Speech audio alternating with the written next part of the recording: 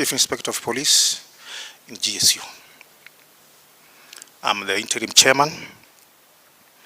By the way, if we give a history of how we've reached here, it rather sounds funny because this was a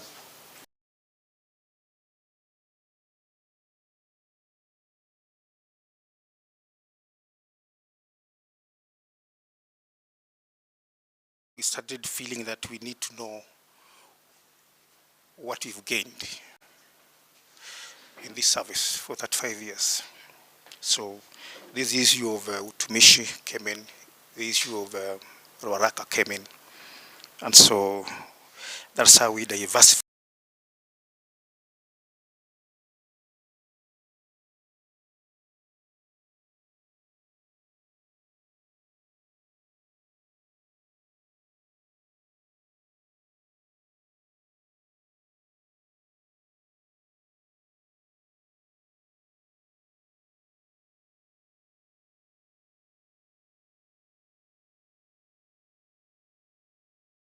And get those guys who've left us so that we're able to get the next of kin. It will be quite injustice if we do things, finish them up, whatever decision that will be taken, if it is selling off our assets and getting what we deserve, and then we forget those ones whom we laid down and their families are still alive. So as an interim office, we still have a big task of getting those guys, the widows and the widowers and their children, so that we incorporate them. So in essence, this is a war that is God-given, a war that is for both the alive and the dead. And so if I read somebody talking about intimidation from the senior officers, that's a wrong thing, because most of them are in the same road of death, in the sense of investment. And in any case, this is the only investment, this is the only entrepreneurship that the police are entitled to, officially. Tunaambia sahi hata tufunge bar. We're not supposed to operate bars. But this is the one that is so official, that you get the circle, invest through the circle. So our leaders who led us through that system of investment are the ones who let us down. Basically, I blame the police circle, as it is. Because reading all the share certificates, hapo juu ni Kenya police circle. And then hapo chini ndio utapata Utumishi investment or Ruaraka housing.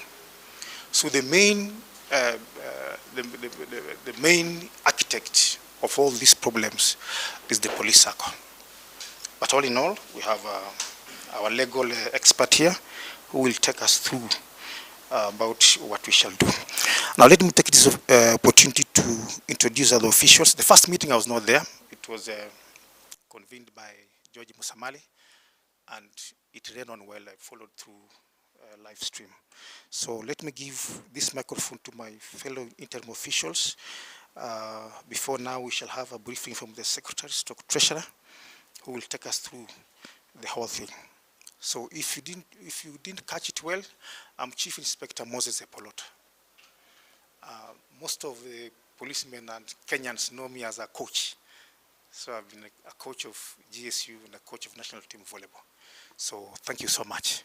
Be blessed, and let's fight a gentle and faithful.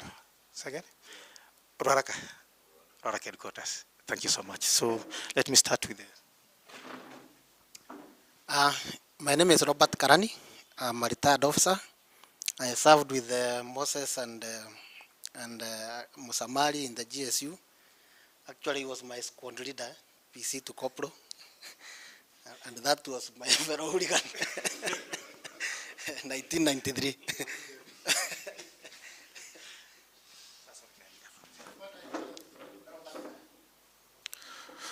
Hamjambo. Kwa majina mimi naitwa George Musamali. Probably we've interacted a lot on kwa mtandao, because I'm the one who is coordinating the whole thing. Na So far, so good. We called this physical meeting because we expected more people to be here in Nairobi so that we can shed light on what exactly we expect from the whole process. But wakati tulianza, we started a small group. But now we've ballooned. I think if I go on the wall, we have more than 3,000 members who are affected by this. And I know wengine wengi wakati watapata habari, they'll be able to join us in this noble cause. Na sababu ambayo tulifikiria kwamba tuanze hili swala is because it has been 36 years for some of us and some more. Because I remember my father was a policeman, number 6187. He retired in 1989. He was a member of this. Akona share certificate. Alikatwa pesa na alifariki. So many others walifariki. Na tukijaribu kuangalia process ya hii maneno vile inavyoenda, you cannot be running a business for more than 36 years and every year you are declaring a loss na watu waliweka pesa zao pale.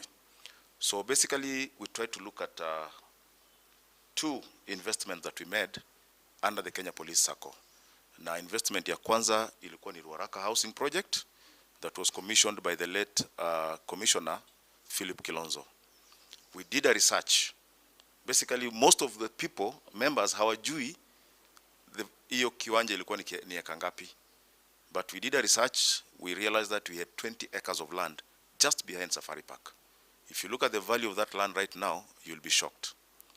For the 36 years that we've invested in that piece, nothing has been forthcoming. I think the first few years when tulikuwa tunatumia tule to pay slip na Kenya Police Circle, we were getting at least 500, 300 and then ikapotea.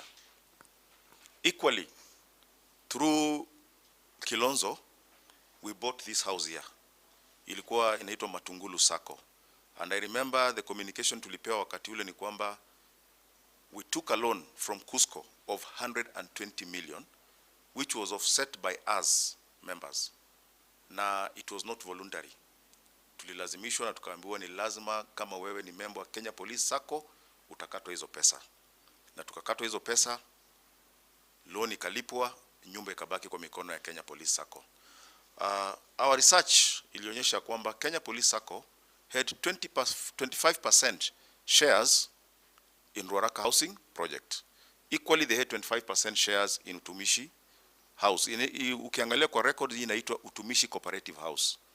And they came and occupied a part of this nyumba.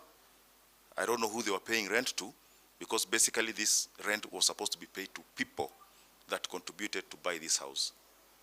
36 years down the line, nothing is forthcoming. Every year unasikia tu kwamba tumenunua shamba Kitengela. Proceeds za hiyo mashamba inanunuliwa is supposed to get trickle down to the members, the original shareholders. Remember, we have other people wale wamenunua shares hapa, tujue walitoka wapi. We have another set of people that have bought shares again in Ruaraka. Those shares sijui zilitoka wapi. So our research shows that the number has increased here and down there. Hatujui zilitoka wapi. We tried to follow up. Personally, I went up to there. Nikakutana na, I don't know if it was fortunately or unfortunately, I met the so-said directors having a meeting. I went to that meeting, nikawauliza, nikaangalia, nikaambiwa wewe jina yako iko, but ile gate niliingilia, nikaambiwa ile part ingine yote ishauzwa. That was 10 years ago. So out of 20 acres, we are remaining with only 4 acres. 16 acres have been hived off and sold. Sijui authority ilitoka wapi. Probably there are some of us here who appended their signatures to the selling of that land. Hiyo hatujui. So basically we decided as a group ya kwamba twende mahakamani tuweze kupata ukweli wa his investment, because I believe the last group wale walikatwa pesa ni number 63, and if they have so many years remaining in service ni karibu miaka 7-8.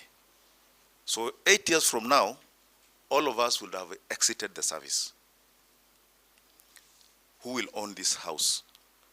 Mtoto wangu, will I give him a share certificate that has no value? Equally, Ruaraka, a share certificate that I've held for 36 years, does it have any value for my child? Hayo ndio maswali ambayo tulijiuliza, na tulianza hii group tukiwa watu 47. Yes? We started this group at 47 people.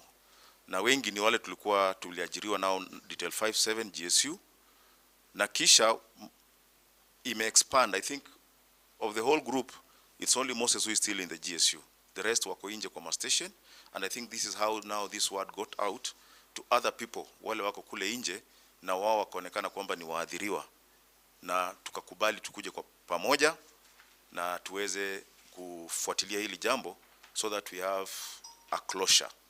The closure we are looking for ni mbili, ni moja tu, kwamba the court should declare this house is owned by this number of people, wale tulikatwa pesa. Any other person is a stranger. The Ruaraka land that has been hived over and sold should be restored back to the 8,009 members, wale walikatwa pesa, ile nyumba ikafanya nini? Ile shamba ikanunuliwa. Wale watu wameuziwa hiyo shamba, sisi hatuwajui. Na kama kuna mmoja wetu ambaye alikubaliana na wale directors kwamba hiyo shamba iuzwe, tujue ukweli. Wengi wamefariki, wengi wamestaafu, wengine wanazidi kustaafu. Epolote is on terminal leave. Very soon he'll be joining me on the streets. Sababu mimi niliaga kikosi mwaka wa 1200. That is when I resigned from the service. Now I'm doing my own consultancy work in Nairobi. Na msukumo ambao tunao hivi sasa ni kuhakikisha kwamba haki itendeke na tuweze kufahamishwa ukweli wa mambo ni yapi. Because right now I don't think any of us here knows exactly what happened. How the police circle relinquished 25% of their shareholding, hatujui ziliuziwa nani. Because ukiwauliza wanasema hawapo. Ukiuliza police circle mambo ya Utumishi house, they equally tell you sisi hatuko. Utumishi investment iko na management yake, Ruaraka housing project iko na management yake. Their 25% shares zilienda wapi? Why did we contribute through the Kenya Police Circle? Mwishowe wakatutupa chini ya basi, wakajiondoa. Na hayo ndio maswali ambayo sasa tulibidi tutafute wakili atajiintroduce. Baada ya members kujiintroduce, tuweze kujadiliana na tukuwe na mwelekeo mmoja na tuwe na msimamo mmoja ya kwamba this is what we want for us and this is what we want to achieve at the end of the day. Because basically, my friends, those who have retired at 50, at 60, I think tuliambiwa life expectancy in Kenya is around 70. You have only 10 years to live. Ukipitisha hapo utashukuru Mungu. Ni bonus. Kwa hivyo mimi sijipigani, napigania nini? Familia yangu, watoto wangu, at least niwaachie kitu ile wataweza sema baba alifanya. Na kama sitawaachia, ikiwa tutasema tuiuze, mahakama, God forbid mahakama itupatie tuseme tuiuze, wacha nikule pesa zangu nikiwa hai, niende nikienda nazo. I should not die with bitterness. I think basically that is how tulianzisha hii vuguvugu, na so far we've mobilized resources. We've at least paid a deposit to our lawyer. We're still having enough money at hand because part of our prayers ni kwamba we audit Utumishi Investment Limited, at the same time we audit Ruaraka. With all their property, we'll need to pay the auditors. Na hiyo miaka yote tujue hizi pesa zilikuwa zinaenda wapi. I remember there was Kitengela 1, Kitengela 2. I mean, we've sold a lot of land. Utumishi Investment alone imeuza shamba Kamulu, imeuza shamba KBC, imeuza saizi wako na shamba Ngata. Hizo proceeds huwa zinaenda wapi? Because they are not getting back to members. Hazirudi kwa mikono ya members. This is something that is well researched. Hatukuamka tu from nowhere na tukasema tuende kotini. We know we have grounds. We tried to look for the directors of Utumishi, because Utumishi is a limited company. It's supposed to be filing returns every year kwa Register of Companies na KRA. Members, I'll tell you, without any fear of contradiction that Utumishi investment document ile CR12 is not in the records there. We did what we call digital migration. Even me, my small company, I migrated. Ukiingia kwa nini ya serikali, database ya serikali, you will find my company. But Utumishi investment is not there. Are we dealing with a ghost company? People who are not filing returns? Maybe watafika kotini watuambie, you guys, hii kinaitwa Utumishi investment does not exist. And all along we've been members of, tunaambiwanga sisi ni shareholders wa Utumishi investment. Who took my shares from Police Sacco, a project, akaipeleka kwa a limited company. The CR12 for Ruaraka that we found lists only 9 directors. Na ndio hawa wako kwa hii kitu. Only 9. Na from my experience, when you are a shareholder, when you list the directors pale kwa CR12, hapo chini, it's supposed to be indicated holding in trust of others. Kwamba these are the 9, but they are holding this in trust of other shareholders. According to the Register of Companies, we don't exist. Had to exist. And basically, that is why I'm very worried about the CR12 year Utumishi investment. Because probably equally hata hiyo, we do not exist. We are just holding shareholder certificates ambazo hazina value. And that is why it was so easy for these directors to sell the Ruaraka houses, because ule mtu ananunua, andakana anaonyeshwa CR12 ya Ruaraka Housing Estate Limited, angeuliza hawa others ni kina nani? Have they accepted this land to be sold? So it was easy because these are 9 members, now ndio the owners. And in fact, wakili drew my attention to one aspect of that document, ambayo imesema held in estate of the late, estate of the late Charles Wachira Madenge. So somebody who died, na sisi tuko, na tunaitwa shareholders. Why do we have a dead person appearing on a CR12? It means he is the bona fide owner of that company. That is why the late is here. Ni kama ukiangalia mali ya Michuki saizi, the late Michuki, Windsor, and the rest. So mimi na wewe tuko wapi kwa CR12? We are not there. So this is a big fight, and it will need commitment from members na kujitolea.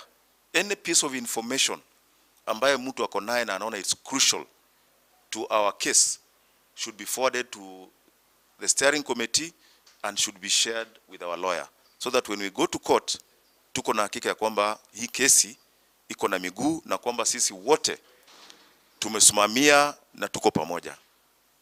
Nafikiri I've just taken you through what led us to the formation of this group na agenda ile tuko nayo. So far nimesema kwa wall tuko na watu 2,800. Tuko na list ambayo watu wametuma details zao ambayo it's important to the lawyer kwamba I'm representing this number of people, force number na kadhalika. That one, the list now has gone to 1,200. More people are still sending in their information. The contribution is going on and it's on the wall. Kwa hivyo, I think Bwana Chairman, the members should introduce themselves and then we'll move to the next agenda.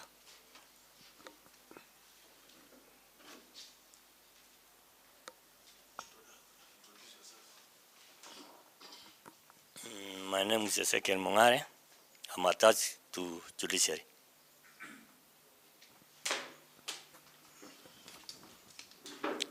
My name is Daudi Omondi Pambu. I'm Adan Omondi Pambu. I am a member of Utumishi Investment, and currently I'm attached to DCI Headquarters Land Fraud Investigation.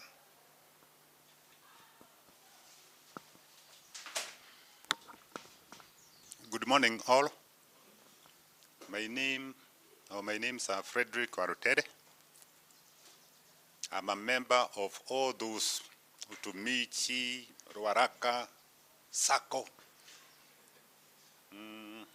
I retired at the end of December last year. So I'm very much interested to know what is happening or what happened during that time. Thanks. Good morning. My name is Gerard Kamwaro. Just retired last week. And I want to follow what happened to our shares in Ruaraka and also Utumishi, because I remember we were forced to buy those shares. Thank you.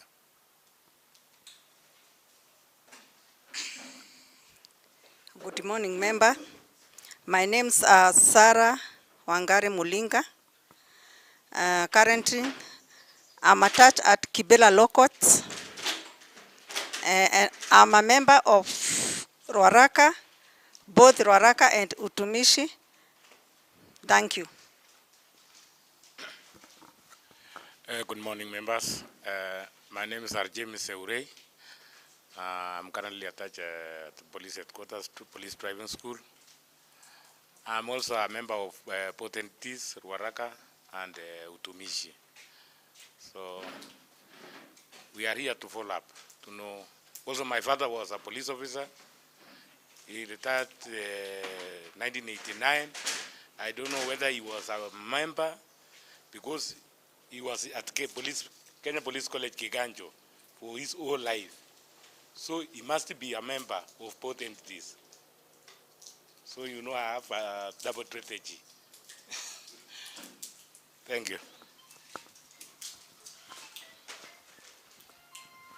Oh, good morning, members. Kwa majina ni Kevin Onyango, police headquarters, police driving school. I'm also a live member of police circle, Utumishi investment, alafu na Ruaraka. My dad was also a member. He retired in 1988. He died 3 years ago. He left me there. Ajakula matunda. Na mimi pia nataka nimebakisha miaka kama 4 niende. Na naona kama hiyo matunda pia siwezi kula, na niko vitu zangu ziko ndani. So tunataka tufuatilie ndio tuweze tujue matunda yetu iko wapi, kwa sababu tuna watoto wetu pia tunataka tuwaachie. Tuwaachie watoto ile kitu hakuna. Thank you. Good morning, members. My name is Peter Kachucha Mungai from Kiamumbi Police Station. I'm also a member of Utumishi Ruaraka. Nataka kufuatilia nione nini yangu vile inaendelea. Good morning, members. I'm Lakton Bengi from Kajiado. I'm here to gather what you are talking about this hii chama nisambaza Kajiado huko. Thank you.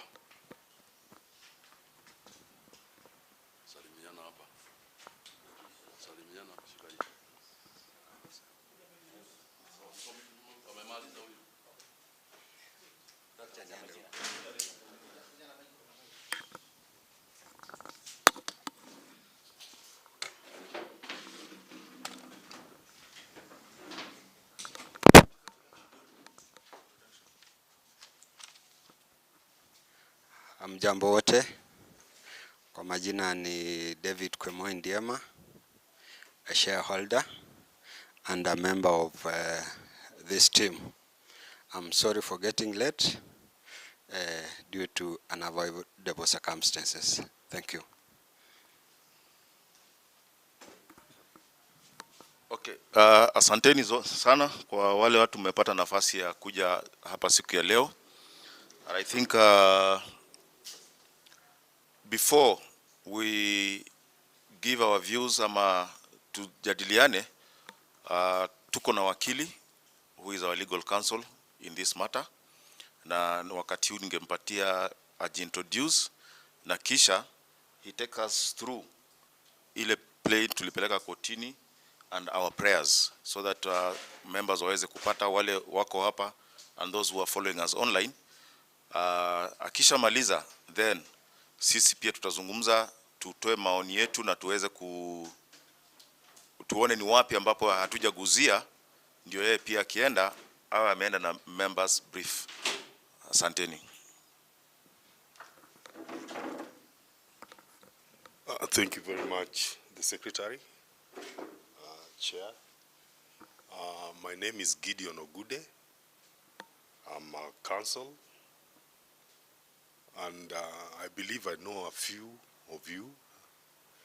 I meet her quite often. I've seen you quite a bit. These are gentlemen I know pretty well. Thank you very much for giving me this opportunity to represent you in this matter. This was a matter that we filed. We filed it on the 27th of February. That's roughly 4 or 5 days ago.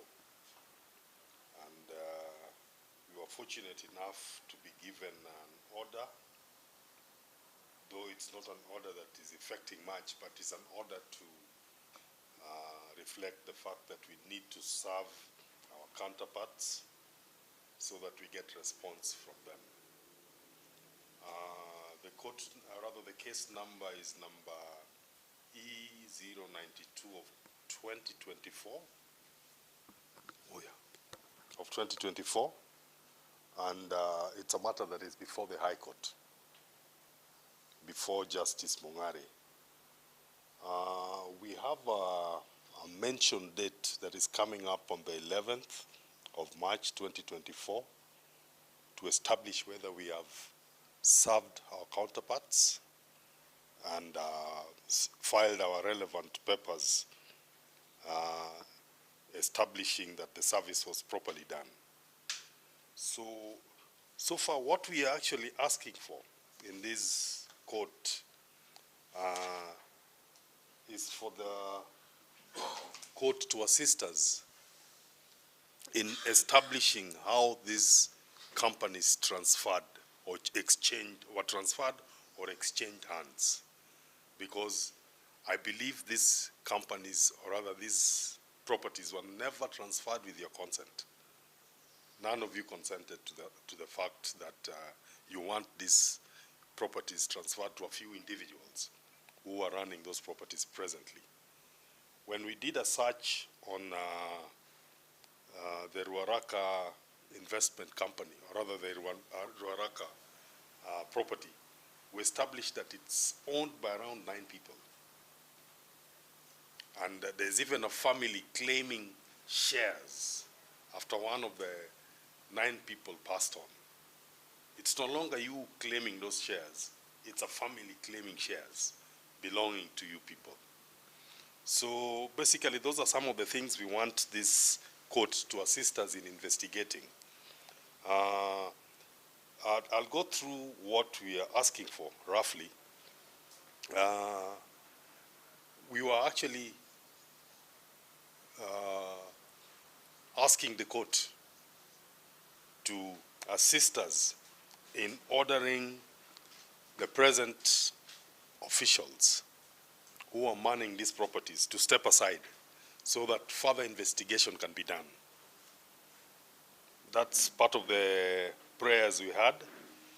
And besides that, we are also asking them that, or rather asking the court to give us an injunctive order. Let me just read it. It will be a lot easier if I read it to you. Pending the hearing of this application and suit, temporary injunction restraining the first defendant directors, whether by their servants or agents or employees or advocates or otherwise, howsoever, from removing, transferring, disposing, or charging, or in any manner interfering with any of the first defendant assets whatsoever, including land, shares, and monies deposited in their accounts and held in all or any banks operating in Kenya and or from the jurisdiction of this court. Any monies that these fellows have or acquired in operating these properties, we want these monies frozen in whichever accounts they are, pending investigation and us establishing the truth on how these monies have been used how the collection is done, whether the collection is done properly, because I believe you really want to know where that rent goes to from Utumishi property. You would like to know whether they pay themselves using that money. You would want to know why you're no longer getting dividends, because from what Musamali told me, the last time I believe you got dividends were almost 30 years ago. I mean, these are businesses that have been going through loss for a good 30 years, and yet they're still existing. These are things that need to be investigated to the core. So those are some of the prayers you're asking for. Besides that, we also have a prayer. Let me just read this prayer. The first and second defendant respondents, directors, their agents, servants, and or any other persons acting on their behalf be and hereby restrained from calling, organizing, coordinating, chairing, convening, or holding any meeting for the interested party pending the hearing and determination of the suit.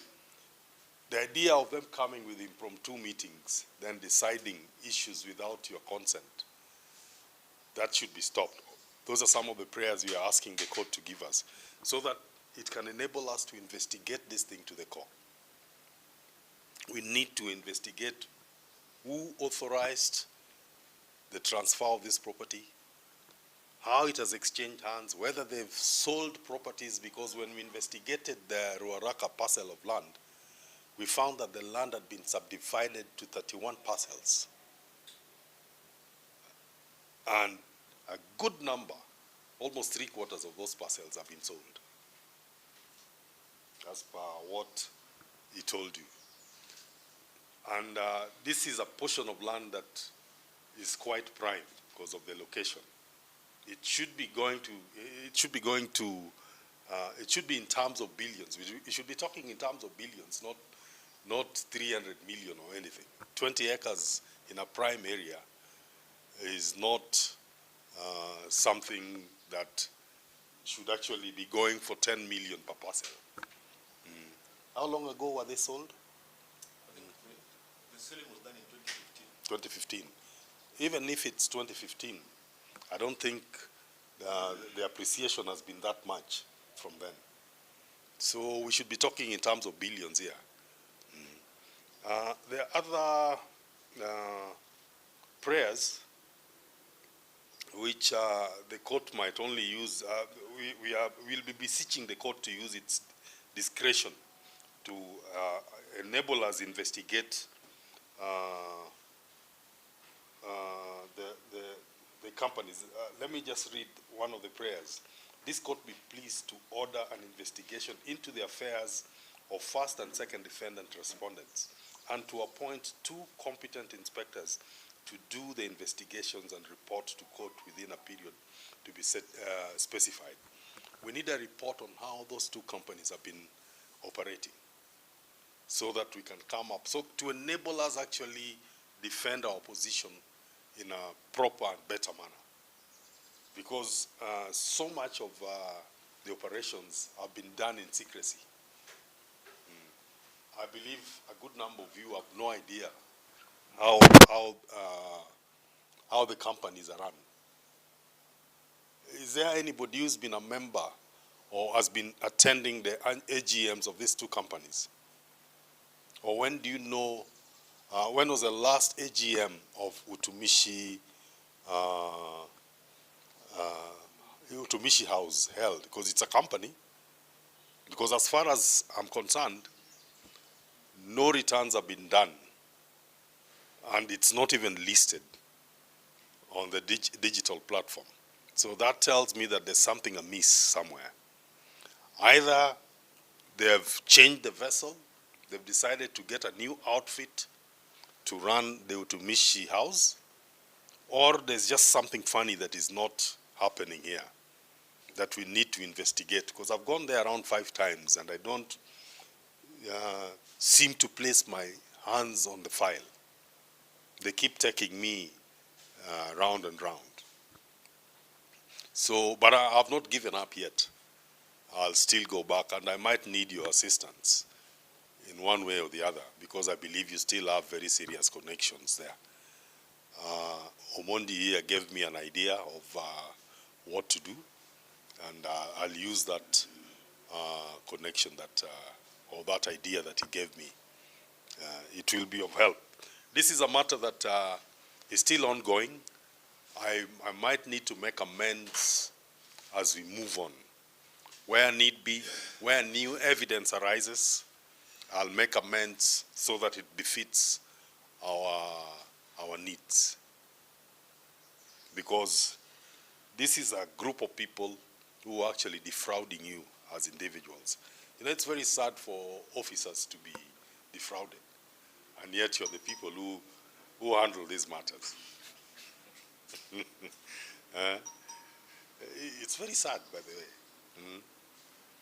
And I believe we could actually say that most of these gentlemen were senior officers, but as at now, I don't think that counts anymore. Because a good number of the officers involved are fairly, or rather who are victims, are fairly very senior. So we need assistance.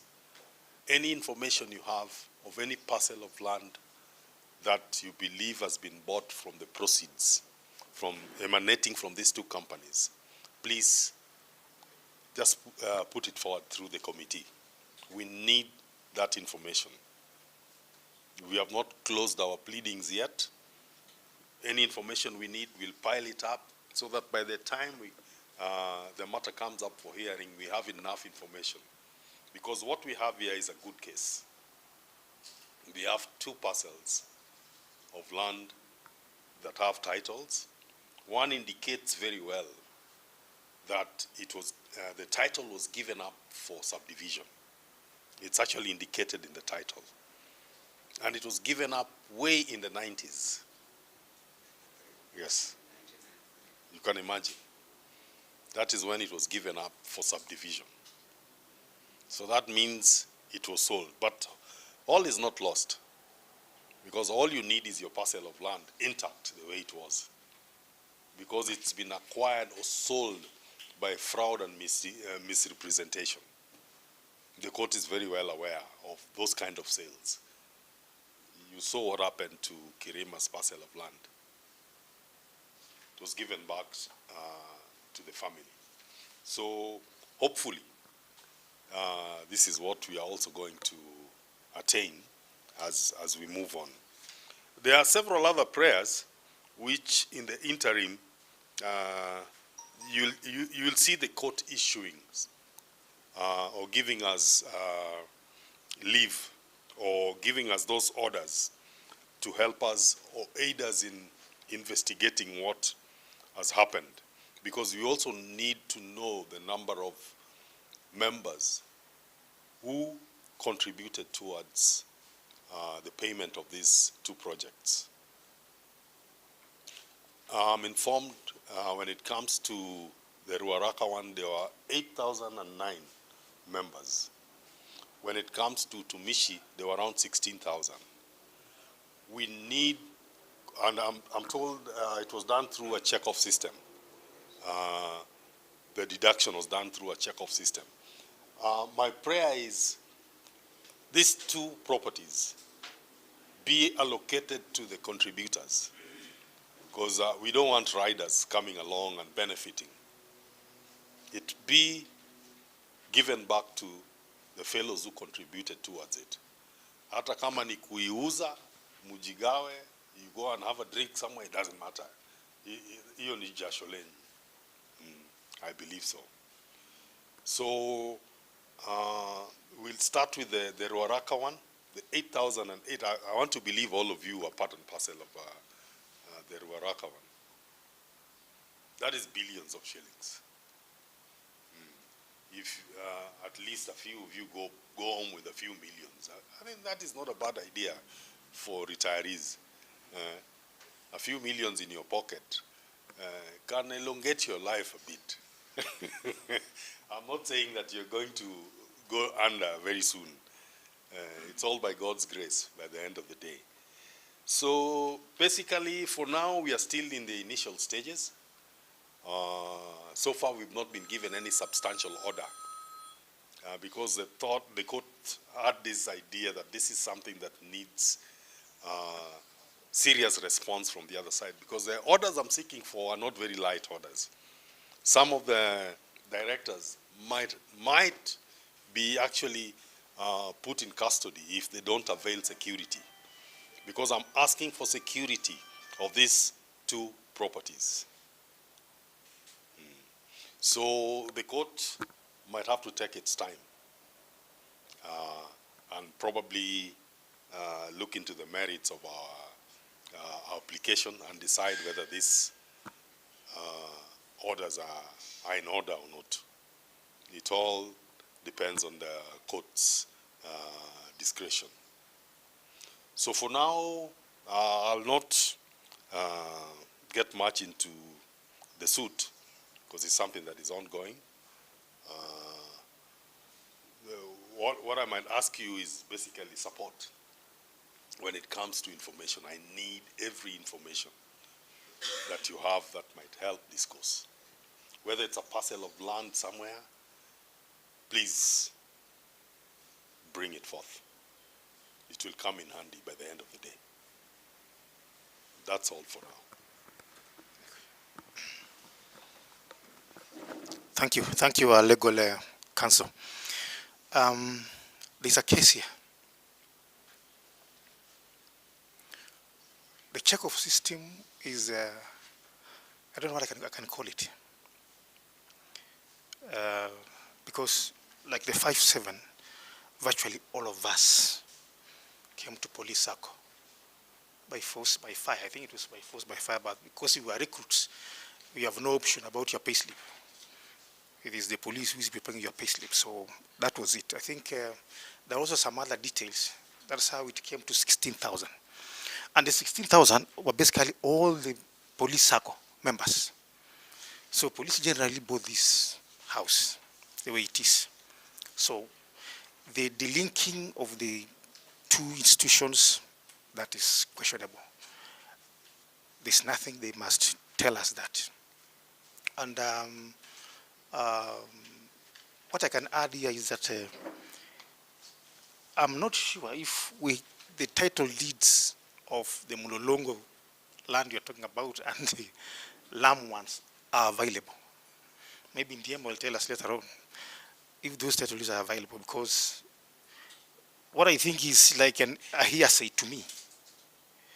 But I've also attended the Utumishi investment AGM, and they also talked about Lamu. Many acres in Lamu. So I don't know whether they're talking about the same land, whether Utumishi are talking about this, the Lamu land, which is also being speculated by Ruaraka. Hapo ndio naona kizungumkuti. That's why the prayers of the lawyer is that we get any vital information and we feed him with the information. I'm also happy that there's some, yes.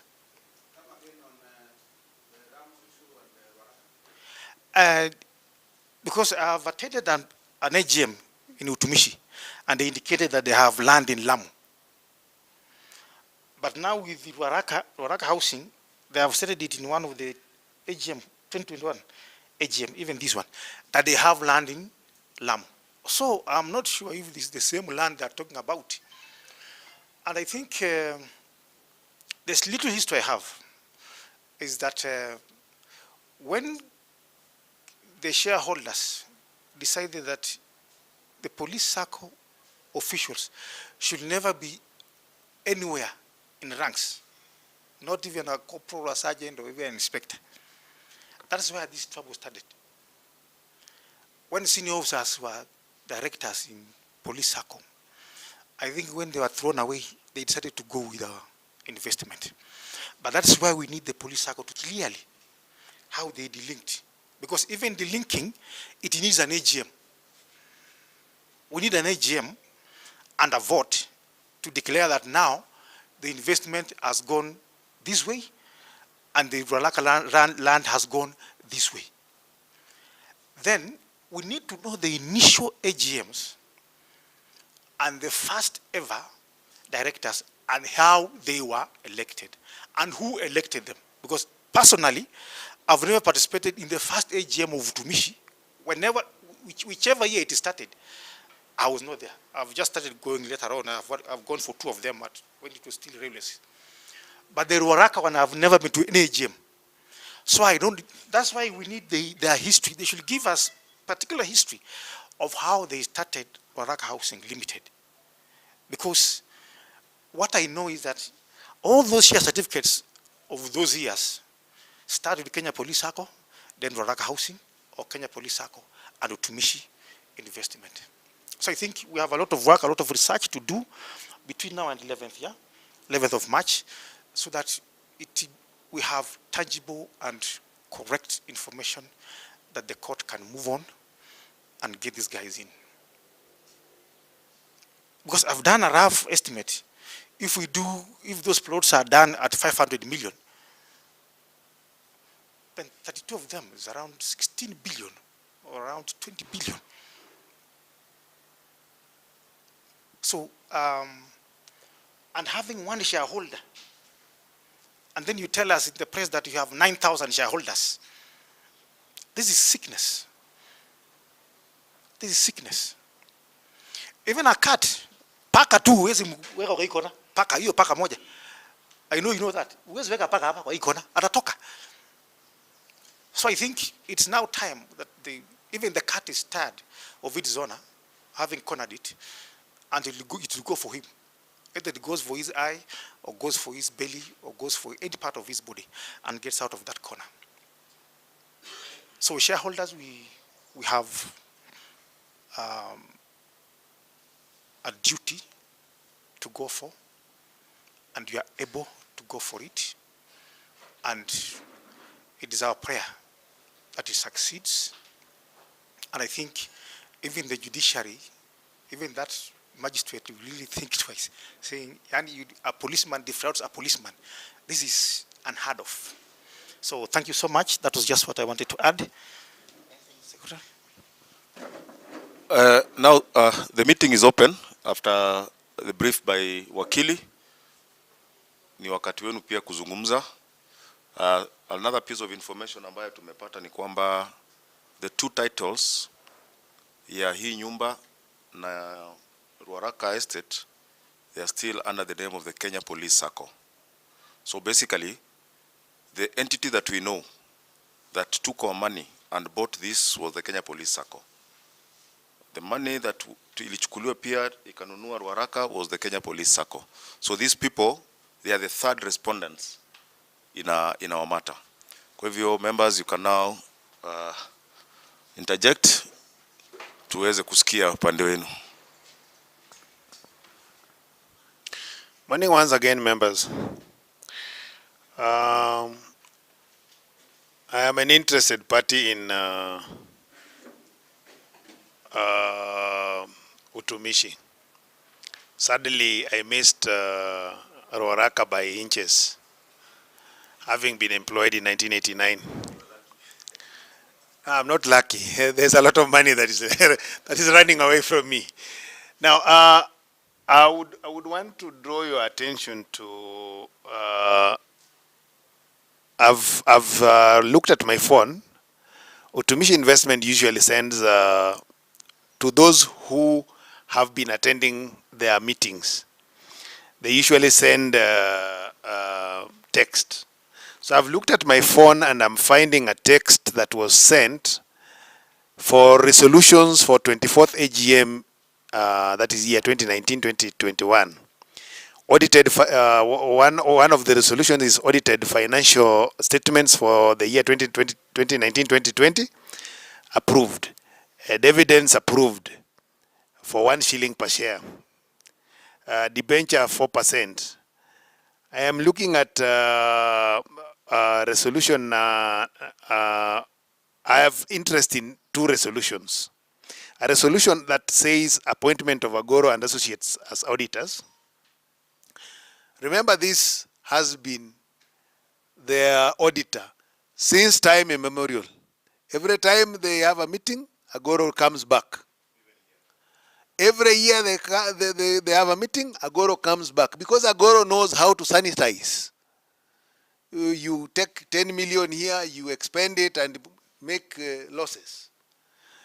And the other bit that I'm interested in is that there's a resolution for sale of Lamu parcel of land, which was approved. So now we have a confirmation that Utumishi have land in Lamu. Whether they have sold it from that resolution, they need to tell us the LR number, and they also need to tell us they are still holding or they've sold. Likewise, those other guys, if they are flouting that they have Lamu they have land in Lamu, they need to tell us the LR of that other land that they have in Lamu. If it is the same, now then they tell us how they co-own and they are two separate entities.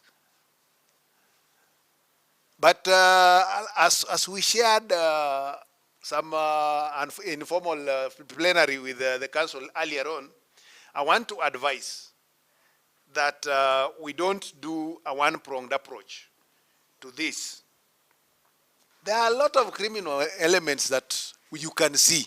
We are police officers, we are investigators. You can see money laundering being done here. We can see land fraud being done here. We can see accounting and those other errors being done here. We can see directors stealing from us. Because if I'm a shareholder and a director does not state in a CR12 that he's holding that share on my behalf and on behalf of other people, then he's stealing from me. Because the CR12 that I've seen is only speaking of director shareholders, 9. This other one, they've paid for it to get lost. And that is possible. So I'm also seeking that the council seeks a court order compelling BRS to disclose, because you cannot be called a limited company if you don't have, your particulars are not at the records of registered companies. BRS should disclose registration particulars, directors, and all other, and even annual returns, both from BRS and from KRA, because this is a limited company. It files returns. If it makes losses, it doesn't pay taxes.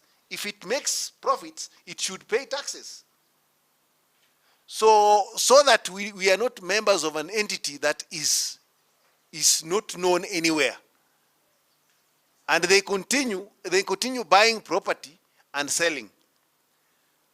The other thing that they need to disclose is, I know of a plot around Athi River, owned by this one, Utumishi. And that place is full of goons.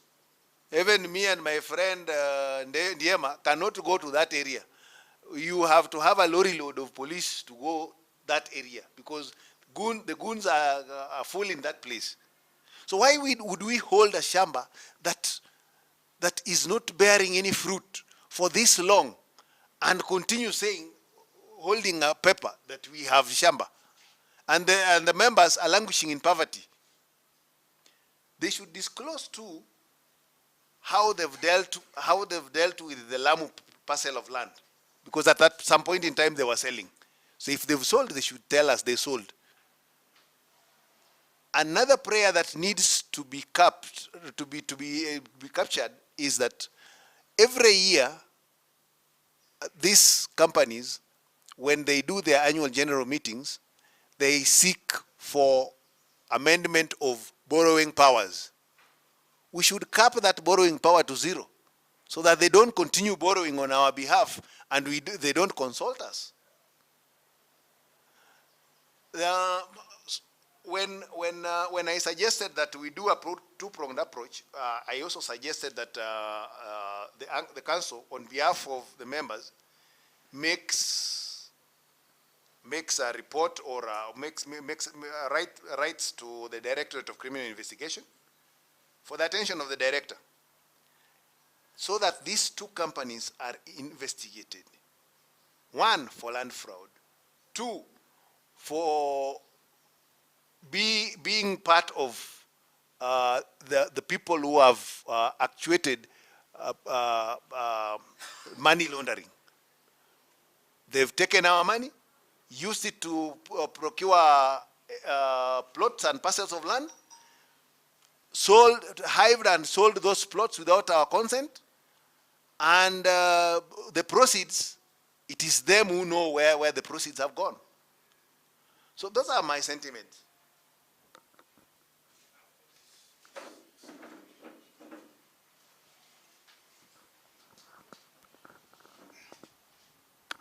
I have a reaction. As they do that, as they try to get how those guys have dealt with our land, will they, then it means they have to incorporate the Kenya Police Circle, because those title deeds still read Kenya Police Circle.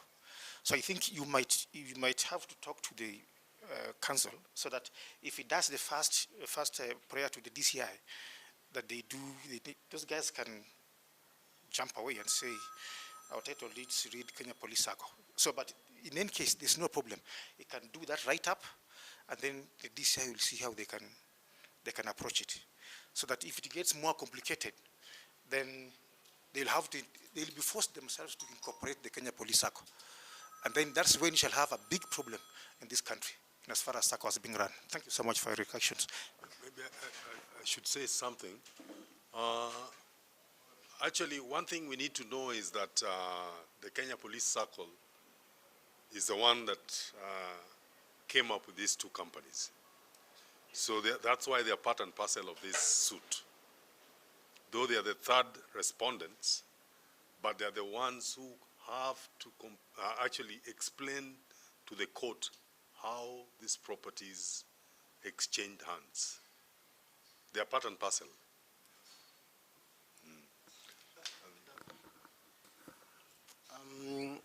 Initially, when we were having a conversation with George, even before we came up with WhatsApp groups and things, I had suggested to George that we take what our colleague there was saying, a two-pronged approach, and see whether we can report the criminal aspects that are quite apparent in all these transactions. And what we were looking at was, if we were to go and report to the DCI, like you have suggested, it would look a bit awkward. Now, police reporting police, to the police, because the police are eating the police. Now, my idea was, and maybe cancel your advice, my idea was, because this is a matter that is of public interest, we approach the ODPP. You write to the ODPP, requisitioning the ODPP now to exercise their constitutional mandate to have the matter investigated. Now the DPP will instruct the police. Okay? Will instruct the police, whether it will be the DCI or whoever, they will be instructed. This matter is a matter of public interest.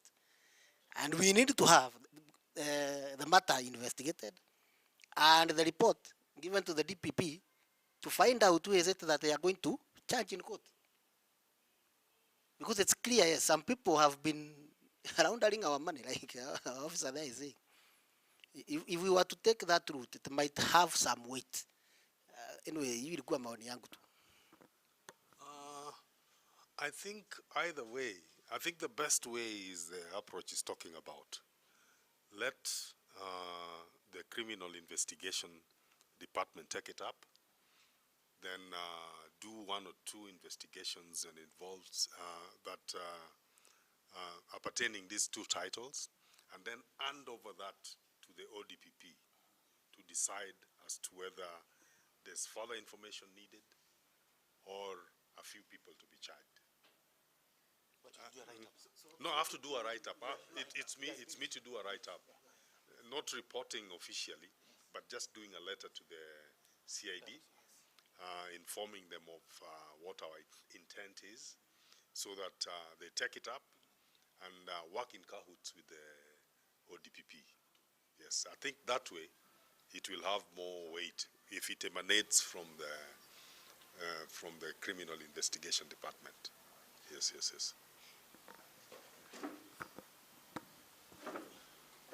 Kwa kiwanja huko.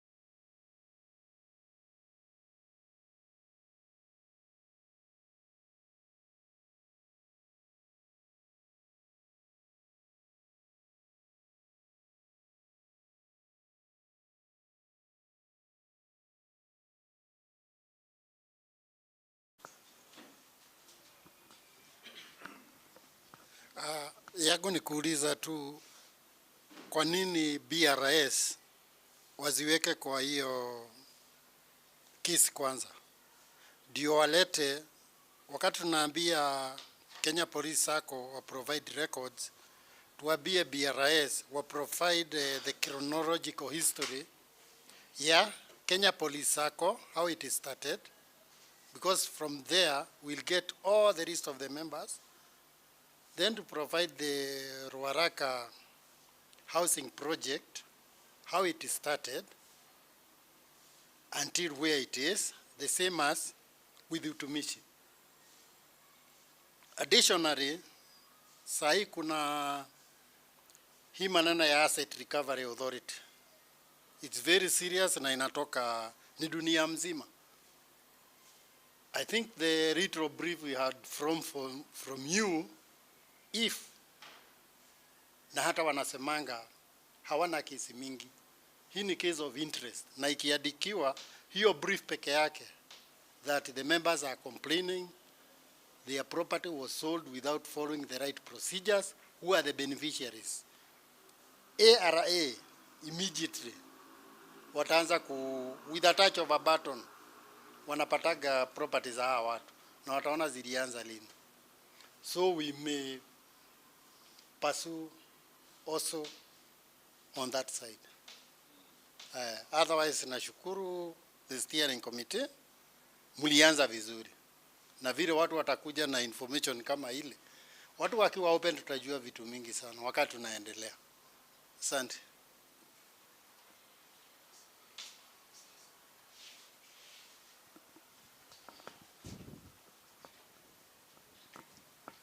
In regards to the Asset Recovery Authority, I think that's a very good idea because they'll help us in investigating.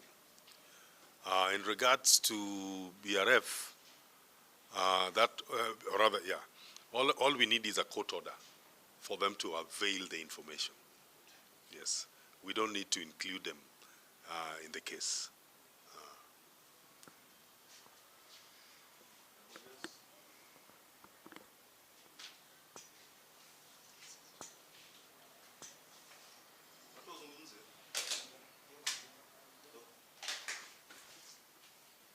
Okay, I think you people who are here are representative of all other shareholders who did not make to this place. So I was requesting that on their behalf, kindly let's deliberate on issues affecting these properties. There is a group calling itself NARPOC, Association of Retired Officers. In our WhatsApp group, there is a debate going on there. So as members, I was requesting that we deliberate on where we shall put members of NORPROC, whether they'll join this group as an entity or they join as individuals. Because all of us are heading there, if I'm not wrong. All of us are senior people.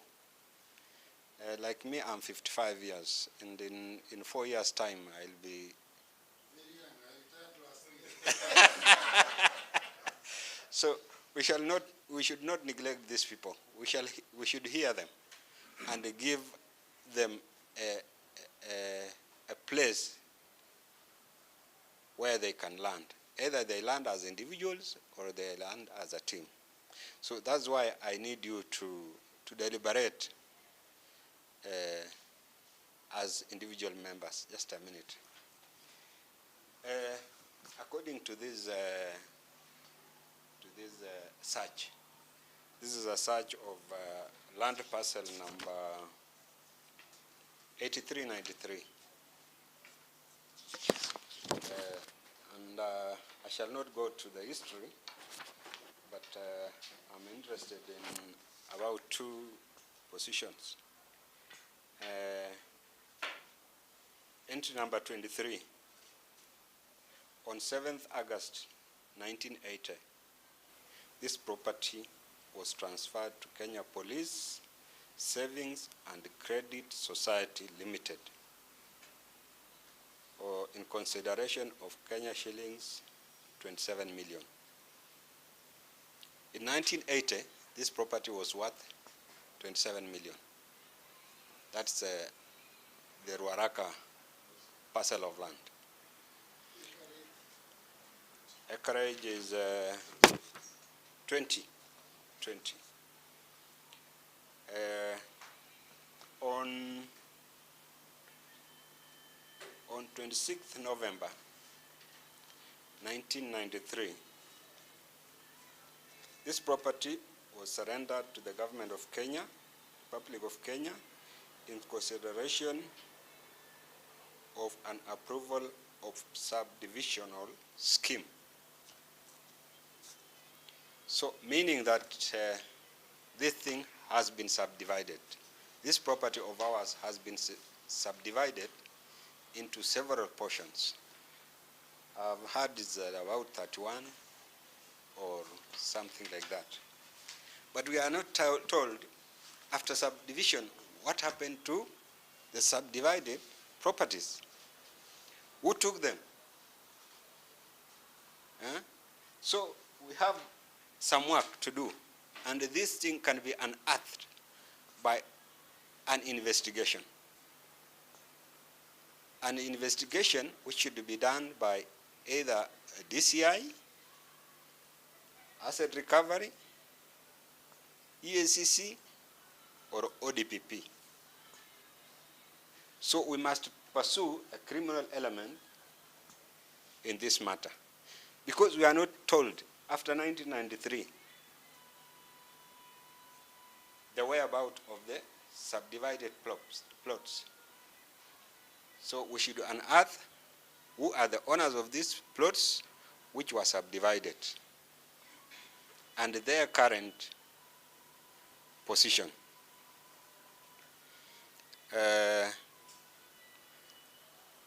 About Utumishi House, I think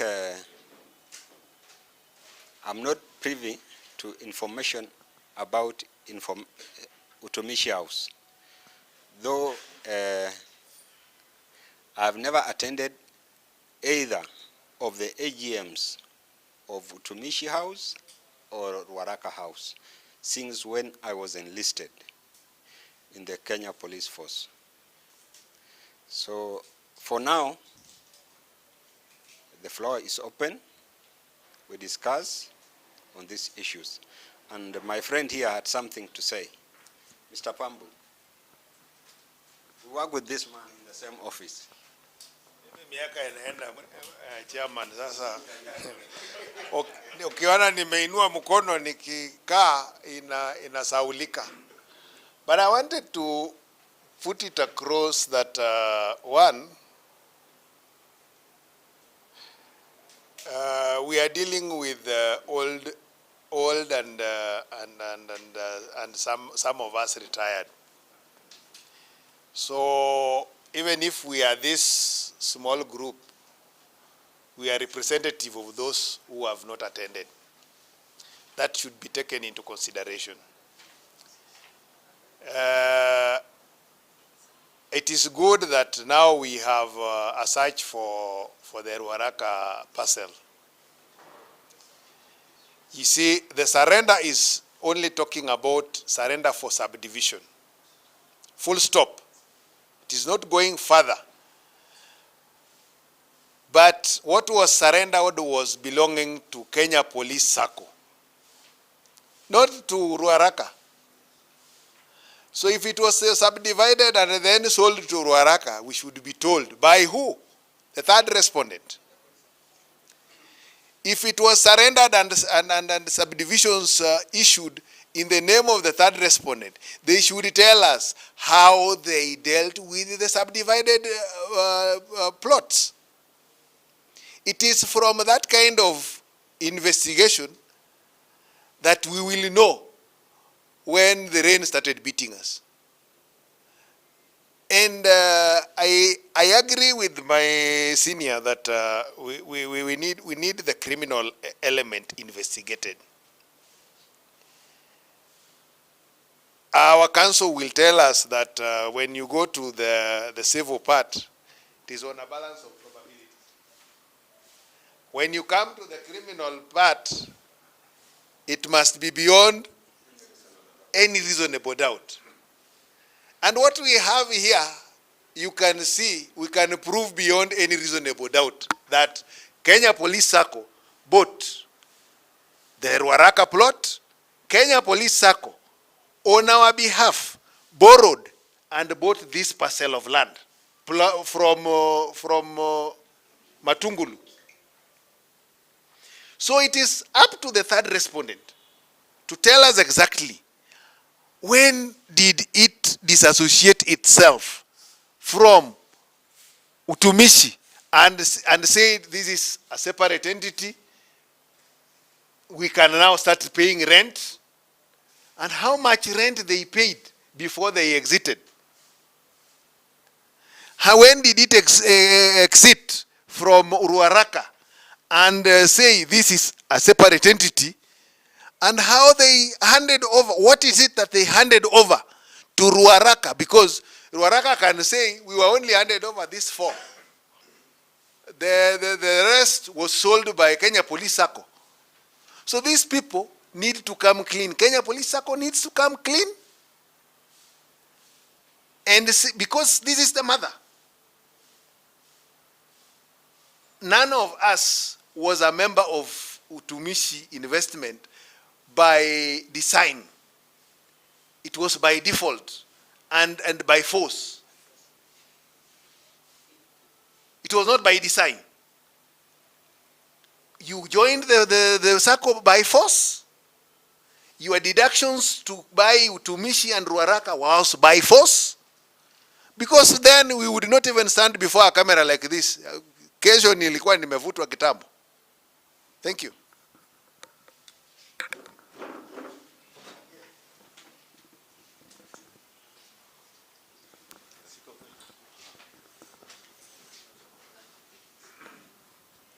Hamjambo. Mimi naitwa Peterson Githae, member number 327. Ile kitu tu nataka kushukuru kamiti kwa hiyo kazi mnafanya. Ni mzuri, tunafurahia hata tukiwa mbali. Ile kitu nataka kugusia ni kuhusu hiyo kitu mnaita nini na POK. Na POK ni wale watu wa retire, also I'm not a member na ni retire mimi. Ni voluntary mtu akitaka kujoin. Niko na rafiki ako hapo. Najua nimeshaona hata constitution yao nini because he was inviting me to join. So ile kitu ningesema vile nimeona tu kwa mtandao watu wanaulizana, vijana wengine wanaulisiana maneno nini. Hakuna haja ya na POK kuingia kama group, kama whichever. Hawatatusaidia chochote juu kulingana hata na constitution yao vile mimi nimeona hawadilu na vitu kama hizi. Ni kama welfare or something like that. Na hata maybe in future they intending to buy their own properties, vitu kama hiyo niliona kwa constitution yao. Lakini member wengi kama huyo mmoja rafiki yangu ni mtu ya Harambee ya zamani. Na nilikuwa hata mimi nimemjulisha kuhusu hii, nikifikiria yeye pia ameumia ama pesa yake imeenda. Akaniambia no, wewe ni wa Harambee na yake ilishia wapi? So ni mzuri hapo tu, ni suggestion mtu aingie kama member, sababu ukisema waingie kama hiyo kikundi utakuwa unaingiza nani members for nothing. Watakuwa nafuata nini and they will not gain anything. Kwa hivyo ni mzuri mtu aingie kama ni member wa police sacco, whichever Utumishi, Ruaraka, aingie tu kama individual. Si ni vitu yake tu ataproduce. So hakuna haja ya kuchukua na POK or any other organization as an organization. Haitatusaidia. Ama namna gani wazee? Mimi ni maoni yangu. Naona namna hiyo. Mimi hata siko kasini, niko terminal leave. By Monday ndio naenda kurudisha COF nini nikuwe raia kama huyu. So nikitaka kujoin na POK nitaijoin. Lakini hii kitu tunafuata ni tofauti sana na hiyo na POK. So hata ule mtu anauliza ati waingie kama na POK, labda hako na nia nyingine. Afadhali tu mtu aingie kulingana na akifuata vitu yake. Ule mwingine hana vitu hapo, hakuna haja. Maoni yangu tu. Ama mnaonaje? Hiyo tu ndio maoni yenye nilikuwa naye. Before ndugu yangu aseme kitu, kwa hiyo na POK, we have managing the list, managing the data. Tuko na wazee wengi sana ambao wako, nimepata mpaka namba 13 na ni member wa NAPOK. So as you've said, tuko na members ambao wako kwa NAPOK that were not part of the police circle. So they have no interest in this matter. Na ndio tulikuwa tunasema those who are interested can join individually. Sababu yeye ako na interest. But NAPOK is a welfare association for retired police officers. If you look very closely, NAPOK has an interest because kuna members wake ambao are victims of this. It's their decision to make, waseme, for the sake of the welfare of our people, let us be enjoined in the case. To support their members. That is the decision they should make, wakiketi chini, waongee. Hatuwaambii wakuje. Unaona? Ukiwa kwa welfare na unaona kwamba kuna members kadhaa wameathirika na kitu, you can come in and say, hey, let us support. Lakini wao wakuje na wakili wao, waseme we want to be enjoined in this matter because of the welfare of our members. Lakini individually, members wale ambao ni wanapok waingie. Because we are all fighting the same war. That is also by my opinion.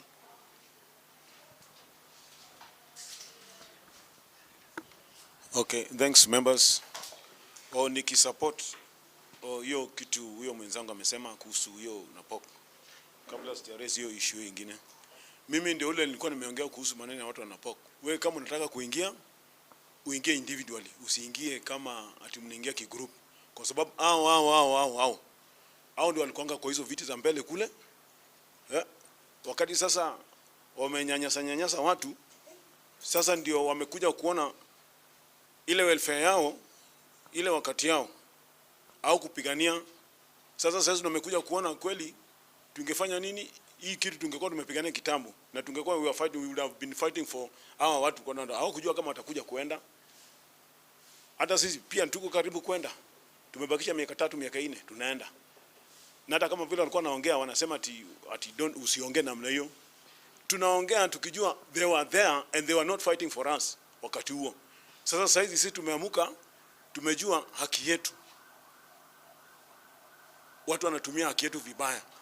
Naweza sema okay, hizi mkutano hizi za AGM hizi za utumishi hata hiyo Ruaraka. Kuna wakati me and my friend here tulisema tuna hii maneno ya Ruaraka, si manyumba zetu ziko hapa, tunatembea tu, tukasema tukaenda huko nyuma ya Safari Park. Kwenda ikawa tukapata kumbe kulikuwa na mkutano, hatukujua kama kuna mkutano. Haya. Kuulizia hapo vile tunaweza kuingia, tunaambia hapana, msiingie muende kwa link. Akasema sasa tutaanzaje kwa link na hii ni building yetu na sisi ni members. Hapana, muende kwa link, mtaenda kupata information huko. So tukasema just in case of anything, nyinyi muandika tu particulars zenyu hapa, peana telephone number, alafu mtakuja ku-update documents zenyu hapo hivyo. Sasa tulipoenda kujaribu kupiga simu haichukuliwi. Tukajua tukasema hii watu huenda kawa wako na motive. Na hiyo motive tukajua kweli ilikuwa ni motive. Juzi walikuwa na mkutano. Wakasema tena wakatuma message kwa simu ati link. Hiyo link the same people ndio tena wanakuja wanaongea ati kutakuwa na mkutano 2025 na hiyo wamekuwa hapo tu. Ile the same sura tu ndio wako pale. Tukaja tusema hii watu there must be something fishy. Ndio wakati sasa hii maneno ilikuja kalipuka tukasema let us be together na watu. Na hizi ndio payslip zetu hizi. Naona hata payslip ndio ujue sasa hata sisi bado tuko tu hapo tu. Payslip zile tulikuwa na kata ya Ruaraka. Nafikiri kile ilikuwa ya mwisho, ilikuwa ya kwanza ilikuwa ni ya 93, hiyo ya 87 ilikuwa ni 943 shillings. Hiyo tulikuwa napatiwa. Haya, ya mwisho ilikuwa ni 2001. I think 2002. 2002 at least nilikuwa nimepata at least kitu kama ngiri 3. Baada hiyo hata pesa ionekane. Sasa tunajilenga na hii pesa hii Ruaraka iliendanga wapi? Pesa ya watu inaendanga wapi? Haya, hii ya utumishi pia tunaenda. Ikawa naye sasa pia kwa na ukora hapo. Ile ukora ilikuwa ni ukora sasa kama mkutano kama hii. Ni pesa ya watu. Lakini unapata ile pesa unatumia kuandaa hiyo mkutano hiyo. Unapata ni pesa mingi kushinda hata ile pesa wanafaa kupatia nini? Hata members. Mali kama sasa kama wakati walikuwa wanaendanga railways wanasikia ati wamekomboa huko na kitu kama ati 3 million ama 400,000. Hiyo 400,000 ile kitu tunapatiwa pale ni maji, chai, mandazi ile mandazi moja, unaona mandazi, mayai moja. Alafu ile pesa unapatiwa wanakupatia 1,000. Muna sign 1,000. Mtu ametoka ni member. Ametoka all the way from Kisumu amekuja kusikia kuna mkutano ya members. Anatoka Kisumu na hiyo fare ya 1,000. Akifika pale ana expect member anaweza kupata ka dividend kidogo, anaambiwa hiyo dividend ndio hiyo 1,000. Sasa wewe 1,000 umetoka na 1,000 tena unarudi na 1,000. Sasa what do you benefit? So kwa vitu kama hizo tunaomba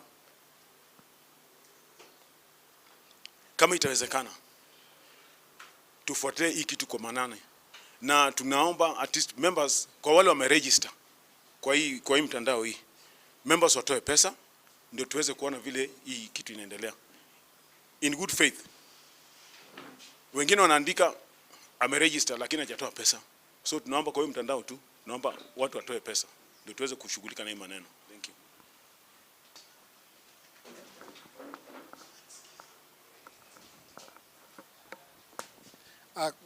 Kuna kitu kingine nilisahau kuuliza wakati nilikuwa nimeuliza counsel. Nilikuwa nauliza counsel, kuna kwa ile prayers nimesikia akisema kuna ile wasi-interfere na sijui accounts, properties, lakini sio inakaa ambiguous kwa court to make that decision when you have not indicated the plots and the accounts.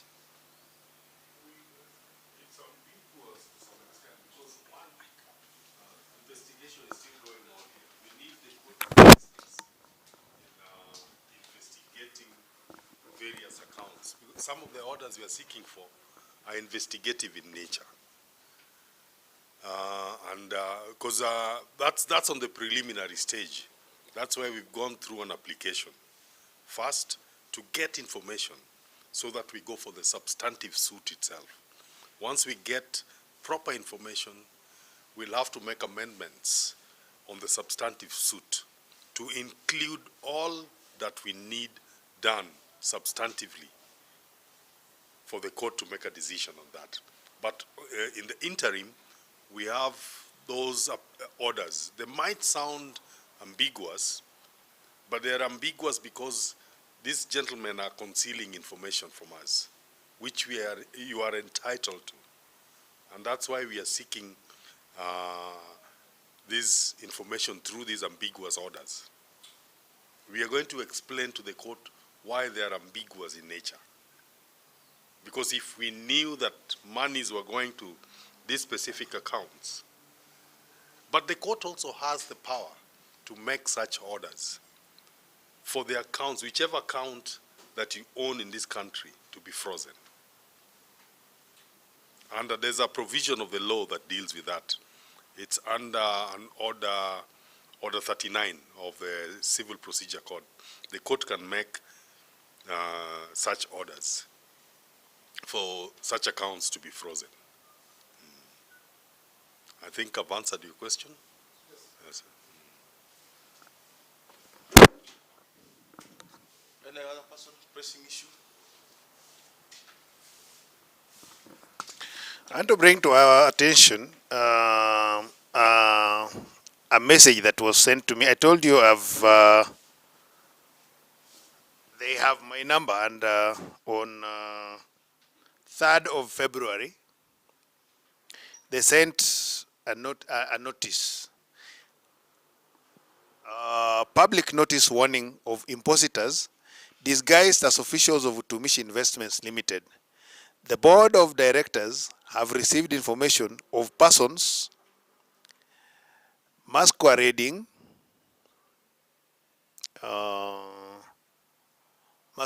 as officials of the company, soliciting money from unsuspecting shareholders. Kindly take notice that the affairs of the company are conducted at annual general meeting held every year, and any shareholders with a general inquiry is or are advised to seek information at the offices of the company by making personal visits or call. So I think when they got wind of this caucus, they started sending messages to forewarn people. And this could also happen to the mother circle. So we just need to soldier on and keep people informed. And we need to pull in our members and urge them to financially support this cause.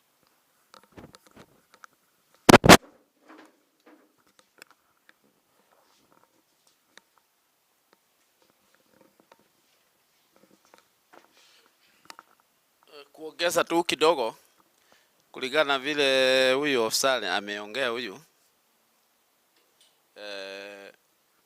kuna watu wanaweza kuwa, juzi mimi niliangalia tu kwa hiyo list nikaona kuna Mr. Lawrence Mwandime ako kwa hiyo list. Nafikiri kuna mtu wako na hiyo list ya members wa hii kikundi. Sasa niliona jina yake hapo, so na nikajiuliza tu maswali jika kuna mwingine ameona. Ndio walikuwa naongoza hii sako, hii Utumishi hii. Alikuwa mkubwa, I think he was a DCP or something like that. Na ndio alikuwa naongoza hii unaita Pabua naita madha sako hapa. Hao ameongoza kwa muda mle. So nikajiuliza, nataka tu tujiuliza kuulizana, anaweza kuwa yeye alikoniwa kama sisi ama ni mmoja wenye walikuwa na koni sisi, because hako kwa hii analalamika na he was very senior there. I think he was the chairman of what ya police sako kwa muda mrefu. How come the chairman ako hapa analalamika he was conned ama alikoni sisi? Ndio nasema mtu aingie individual vile huyo amesema, sababu watu wengine wako hapa, maybe yako hapa for the purpose of monitoring what we are saying. I don't know, lakini is registered. Mtaangalia, niliona hiyo jina hapo, ako hapo kama complainer. Alikoniwa na nani? Na yeye alikuwa chairman.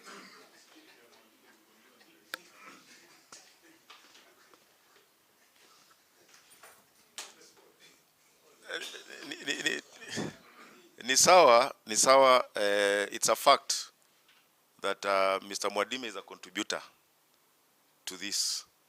Sababu yeye alituma pesa yake kitambo sana. Baadhi ya wale watu kwanza kutuma contribution, Mr. Mwadime alituma. And if you look at the history of these two entities, hii Utumishi iko hapa na ile Ruaraka iko pale. Hawa watu vile ndugu yangu amesema hapa, our senior officers those days made this their cash cow, these two. So utapata there is a group that was against kwamba hamwezi kuwa mna langua members, na wakapigwa vita sana. Unaona? Na wakati walipigwa vita, there is a mzee who is currently a director of hiyo investment. He doesn't attend their meetings, he doesn't do anything. He's a director, current director. Lakini yeye ukizungumza naye anakuambia mimi hawa watu vile walikuwa wanafanya vitu zao, mimi siko na wao. So you'll find there's a high possibility hata yeye is a victim, aligongwa. Kuna high possibility. Na kuna wale unaona, if I look at my wall, I see even one lady who is a director hapa, sitamtaja, but she's on the wall. Hata siye peke yake, wako karibu wote wameingia kwa hii wall na wamenyamaza. Afadhali Mr. Lawrence unaona yeye alituma contribution yake kusema vita iendelee, lakini those ones have just joined and they are quiet. Somebody suggested let us remove them, nikamwambia hapana, wacha wakae. Wacha waone ya kwamba we are now serious and people, we are not doing anything illegal. Tumejitokeza kupigania haki yetu. Na whether we are called imposters or we are called what, because I even called that number na nikaambiwa jamaa, my friend, I'm not an imposter. Ofisi yangu iko mahali fulani. These are my names. If I'm calling people, make a formal complaint to the police. They come and pick me, wafungue charges. You cannot call people imposters, yet there's the law. Kama sisi ni wakora, I make formal complaint to the police to kamatwe. Why should you send to members? And, Omondi, let me tell you one thing. You see this house here? We have members kwa hiyo Utumishi investment that did not buy this house. And they are claiming, and that is why unaona kuna a group ambapo wao hawajui the pain tulikuwa nayo. My salary then was 1950. Kukatwa shilingi 300. Yes. Kukatwa hiyo pesa, it was painful. 36 years down the line, kama ningenunua mbuzi na hiyo pesa ningekuwa na mbuzi wangapi? To be honest, ungekuwa na mbuzi wangapi? Because that time nafikiri mbuzi ilikuwa 100 shillings. 10,000 shillings was a normal loan. You are to pay 10,000.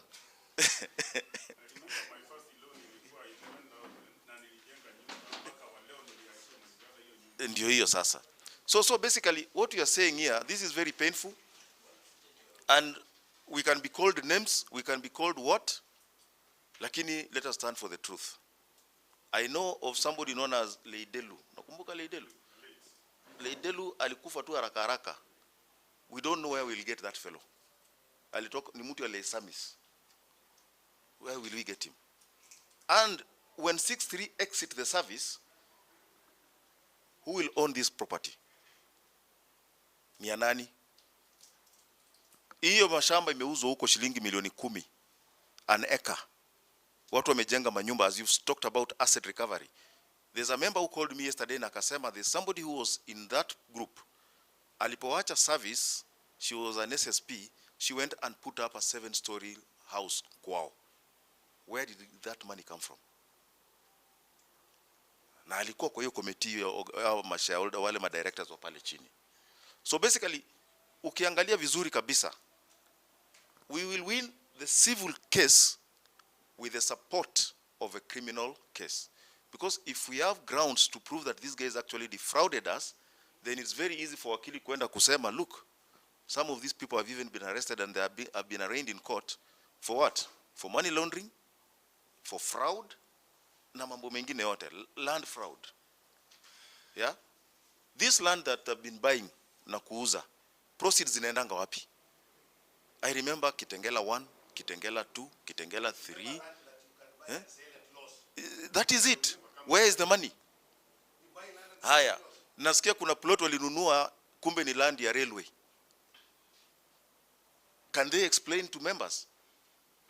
We are never called for these AGMs. And if you're called for this AGM, you will go find people seated hapa mbele, microphone inazungukia hapa, wao ni kusema we've passed. We've passed. Blue gums.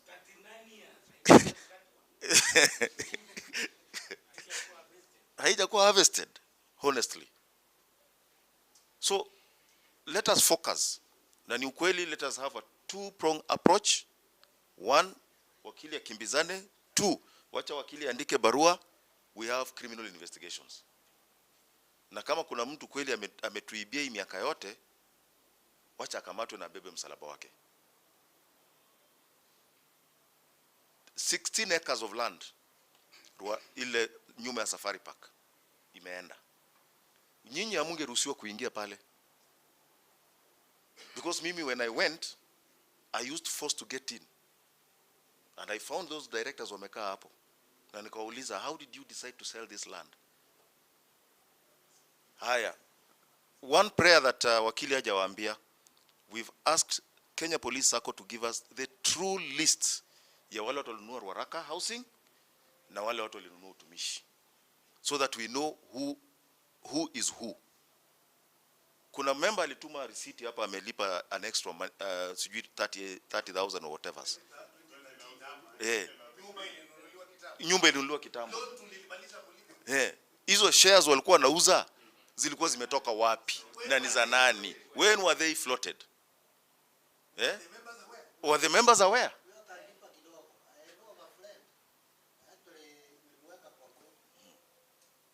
Sema kitu.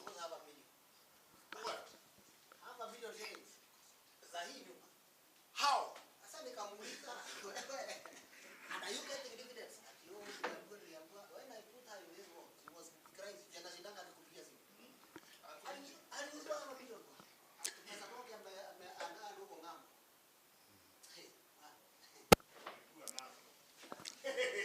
Okay, thank you, gentlemen.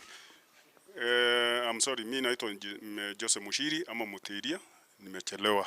Nilikuwa nirauke mapema. Na nimekuta ile whatever you've done, I concur with it. Nitawapea ka story kadogo tu. Kuna kitu huyu mtu amesema, in a few years to come, kuna tuta-exit this water. We won't be there. Who will claim this house? Nani anajua kampuni inaitwa Kantafu? Kantafu is a very big land buying company. Ilianza na wasee 1990. Wasee wa Marigiti hapa. Wakiuza kitunguu. Wakapata mzungu akawasponsor. Wale wasee hawakuwa wamesoma. Walikaa, ni wasee wakikuja walikuwa about 10 of them. Walikaa hawakujua jinsi ya kuendesha kampuni. Kampuni nayo ikawa na pesa mingi. Unajua leo nani mwenye kampuni? Ni kijana ile alikuwa anavuruta nyororo ya kupima mashamba. Wale wengine wote walikaa hawakujielewa, hawakurecruit new members wale watamanage the company. Yule kijana alikuwa mwenye kupima kuambiwa shimba biko ni hapa. Saa hii ndio mwenye kampuni. Ukienda Malaa utakuta hoteli kubwa inaitwa hapo Kantafu 5-star hotel ni yake. Inaitwa? Why am I forgetting?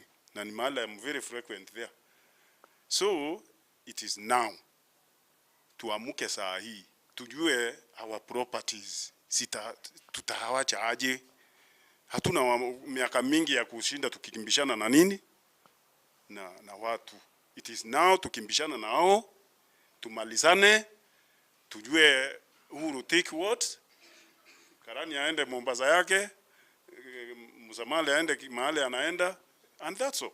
Otherwise, gentlemen, let us not be cowed by hizo messages. Tutatumiwa mingi za threat za kukuonyesha wewe umepotea.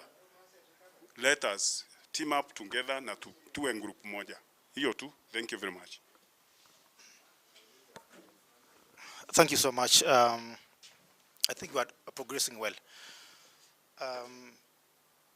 Really, all of the officers ameongea maneno ya AGM. You know, it's very funny to have an AGM of 9 people and declare to sell land. I think that even sounds criminal. And then when you respond to a question from the press, you tell people you have 9,000 shareholders. This is sickness. So I think when the process will start, we shall still have more prayers that these people put to the table the properly constituted AGMs. Because kama mtu mwenye ako Nairobi hajaenda Ruaraka for an AGM na mwenye ako Turkana. So these two institutions has been run as kangaroo institutions, and so I think from 11th there will be a wake-up call for all people who are running the circles. You've mentioned Kantafu, and Kantafu is always advertised by the Kenya Police Circle that we buy land from there. So let it be a wake-up call so that the younger people in the service who are in the police circle will now be able, they'll pick it from us, and they'll be able to ask questions during the AGMs. Whether you are in Serena, whether you are in Pavilion, whether you are in Pride Inn. Because I've also attended the high servers of police circle. That is where you can only ask a question. Lakini hii AGM mwingine huwezi uliza swali because they know these are the sufferers. But when they have millionaires, you can ask any question.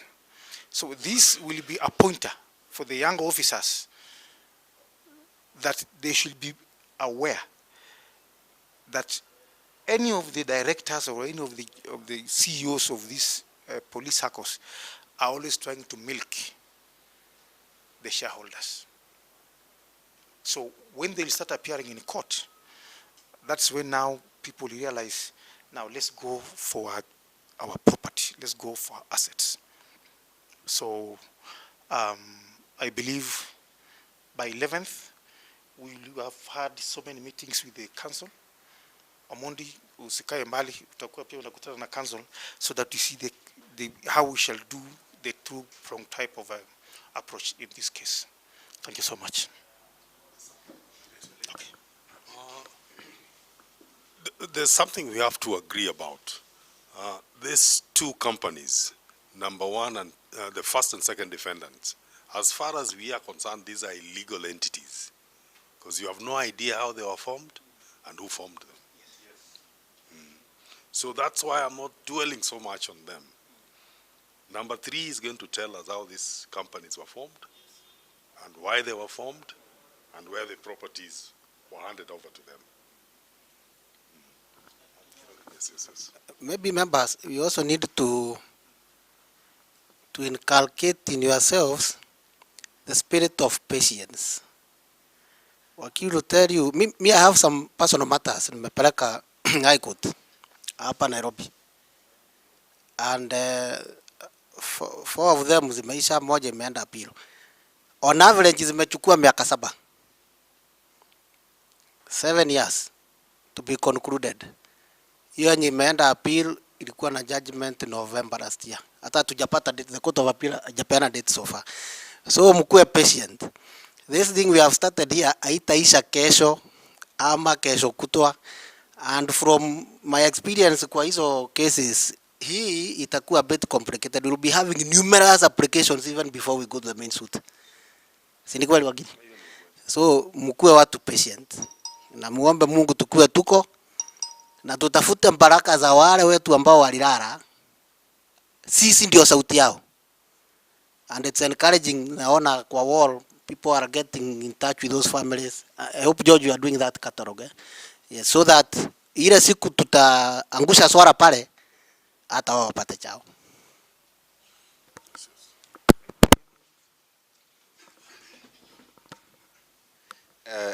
I think umeona wakili amesema tuko na order ya kuserve hii watu. How are we going to serve them? Where shall we find them so that we serve them? I think we should agree. Yes.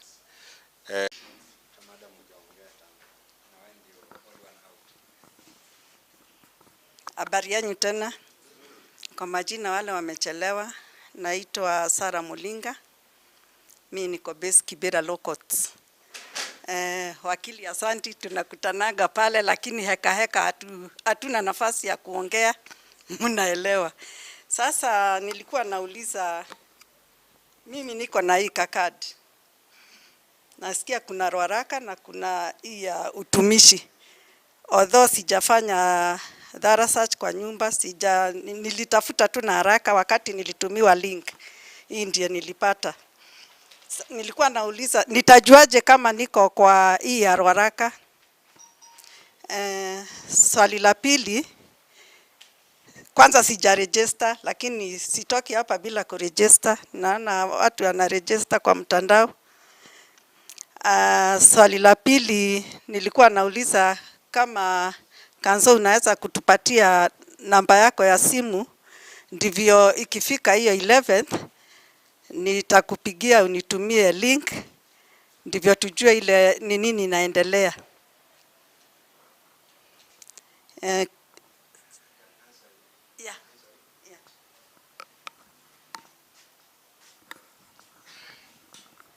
Ili ujue wewe ni member ya Ruaraka, I think namba yako ile ya kifua itakwambia.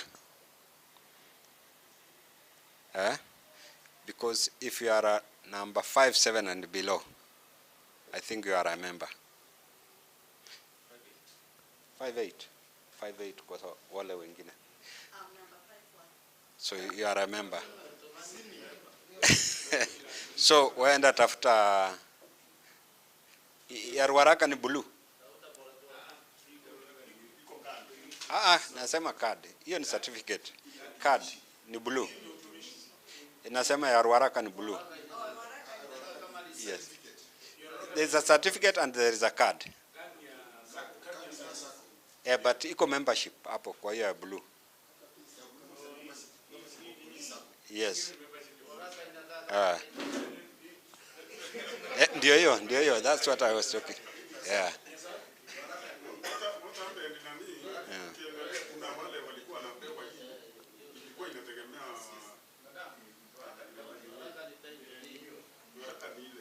That one is a certificate. Sijui kama tunakubaliana. Hakuna kadi? Okay. Sawa. Ni ya sako. Yeah. So if you are number 51, you are a member. Alafu I was also ningeomba wakili kama inawezekana kama ungeweza enda kwa anaita nini kwa personnel ya police utoe copies uombe copies za previous payslips. Nasema kwa source kwa payroll. Yeah, ndio hiyo ninasema. Kwa payroll you will get all these members there, and tukipata hiyo payroll hatutasumbuka hata na ma payslips na hii membership. Just to talk. Yeah. Yeah. Thank you. One of the prayers wakili umeweka, ile prayer ameweka ni police sacco to provide the original list ya shareholders. Yes, iko kwa police sacco. Wako na members. wale alikata Ruaraka na wale walikatwa Utumishi. They are the custodians. Yes, iko kwa prayers. Iko kwa prayers.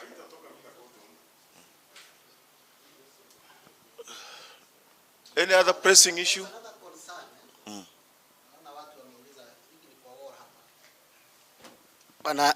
Wanauliza tuuliza wakili whether now that we are suing the circle and all those people, they will instruct advocates.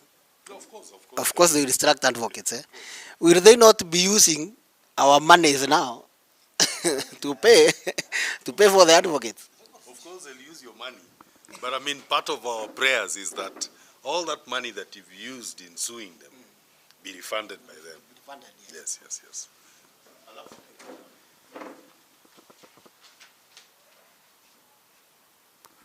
Something else, Karani has brought it out. Amesema we should be patient.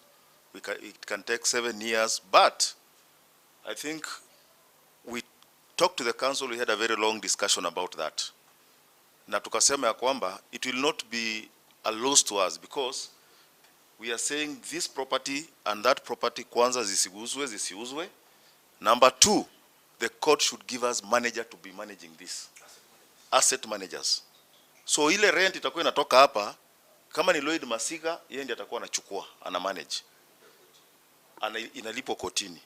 Kama ni ile huko chini, hiyo rent inatoka pale, inalipo mahali. So by the time kesi inaisha, hiyo pesa itakuwa imeaccumulate. Tutapewa. So hata wao hawatafaidika. Because right now, wanazidi kufaidika, and I know what they'll come and pray for is a status quo. And we should fight that. Tuseme no, hakuna mambo ya status quo hapa. All of us should be out. This property should be managed by somebody else. Proceeds zinawekwa zinabankiwa kotini. Sababu tukiwaachia utakuja upate hata hii nyumba labda, probably you are talking about title ile imepeanwa kwa bank tayari. There is a high possibility. Equally ukiangalia Ruaraka, hiyo shamba labda hata ile imebakia, lakini uzuri wale hawezi chukua loan sababu title bado ilipeanwa for subdivision. So we don't know who is occupying that land presently. Na ni nani waliuziwa, na kama waliuziwa na document gani? It's not there. Any issue? There's something that the Madam Officer asked for. In regards to the link, I'll send the link to the wall. So if you're a member of the wall, it will be easy for you to access that link. Okay.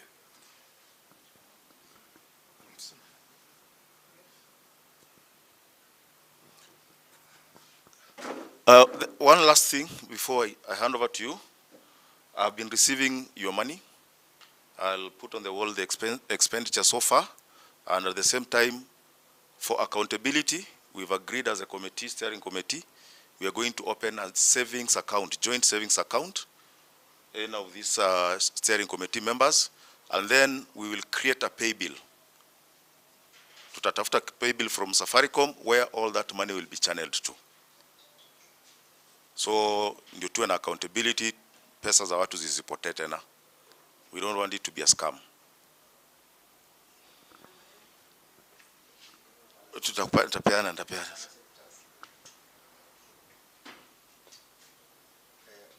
I wanted to ask, how often shall we be meeting to get the updates of the progress we are doing? Should we be meeting monthly, or we shall be meeting after a matter has taken place in court? I need a response.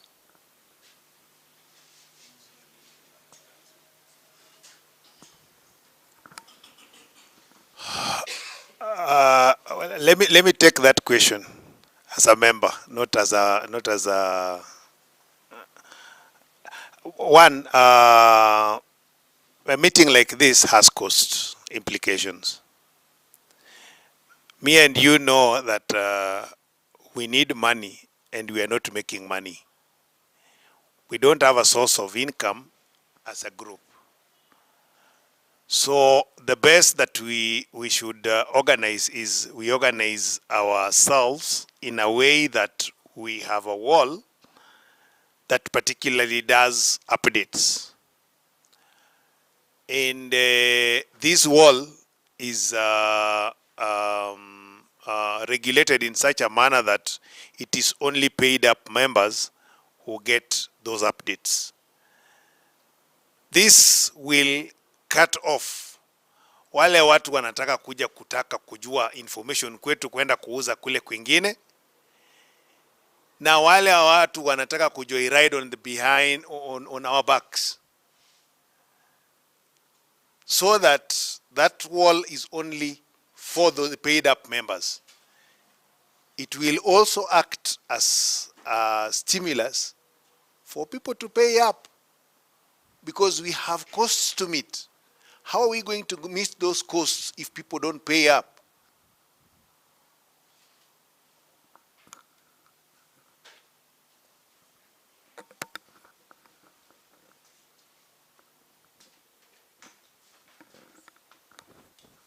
Mimi nauliza tu swali kuhusu signatures. Mimi sikuweza kufika kwa form ya signatures. Naweza sign saa hii?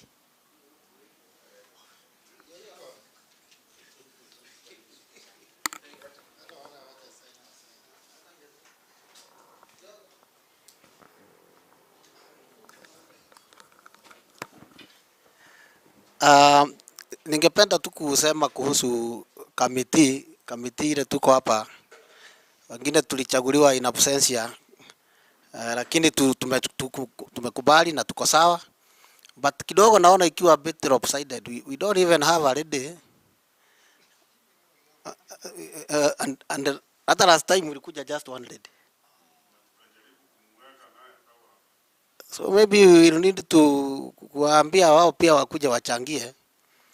Sije tukawa hapa ni kikosi ya wanaume peke yake hapa. Maybe tunaweza kuwa na challenge sababu wale watu tuko hapa ni watu wengi kutoka kikosi. Kule kikosi si hatukuwa na ladies. Wamekuwa wamekuja juzi. So wale colleagues from the other side, at least you have contacts ya ladies wakuja nao pia waungane na sisi. Nimewaona kwa wall na wamechanga wengi. Yeah, at least wakuja waingia kwa committee. Okay, maybe just to, okay. Somebody there?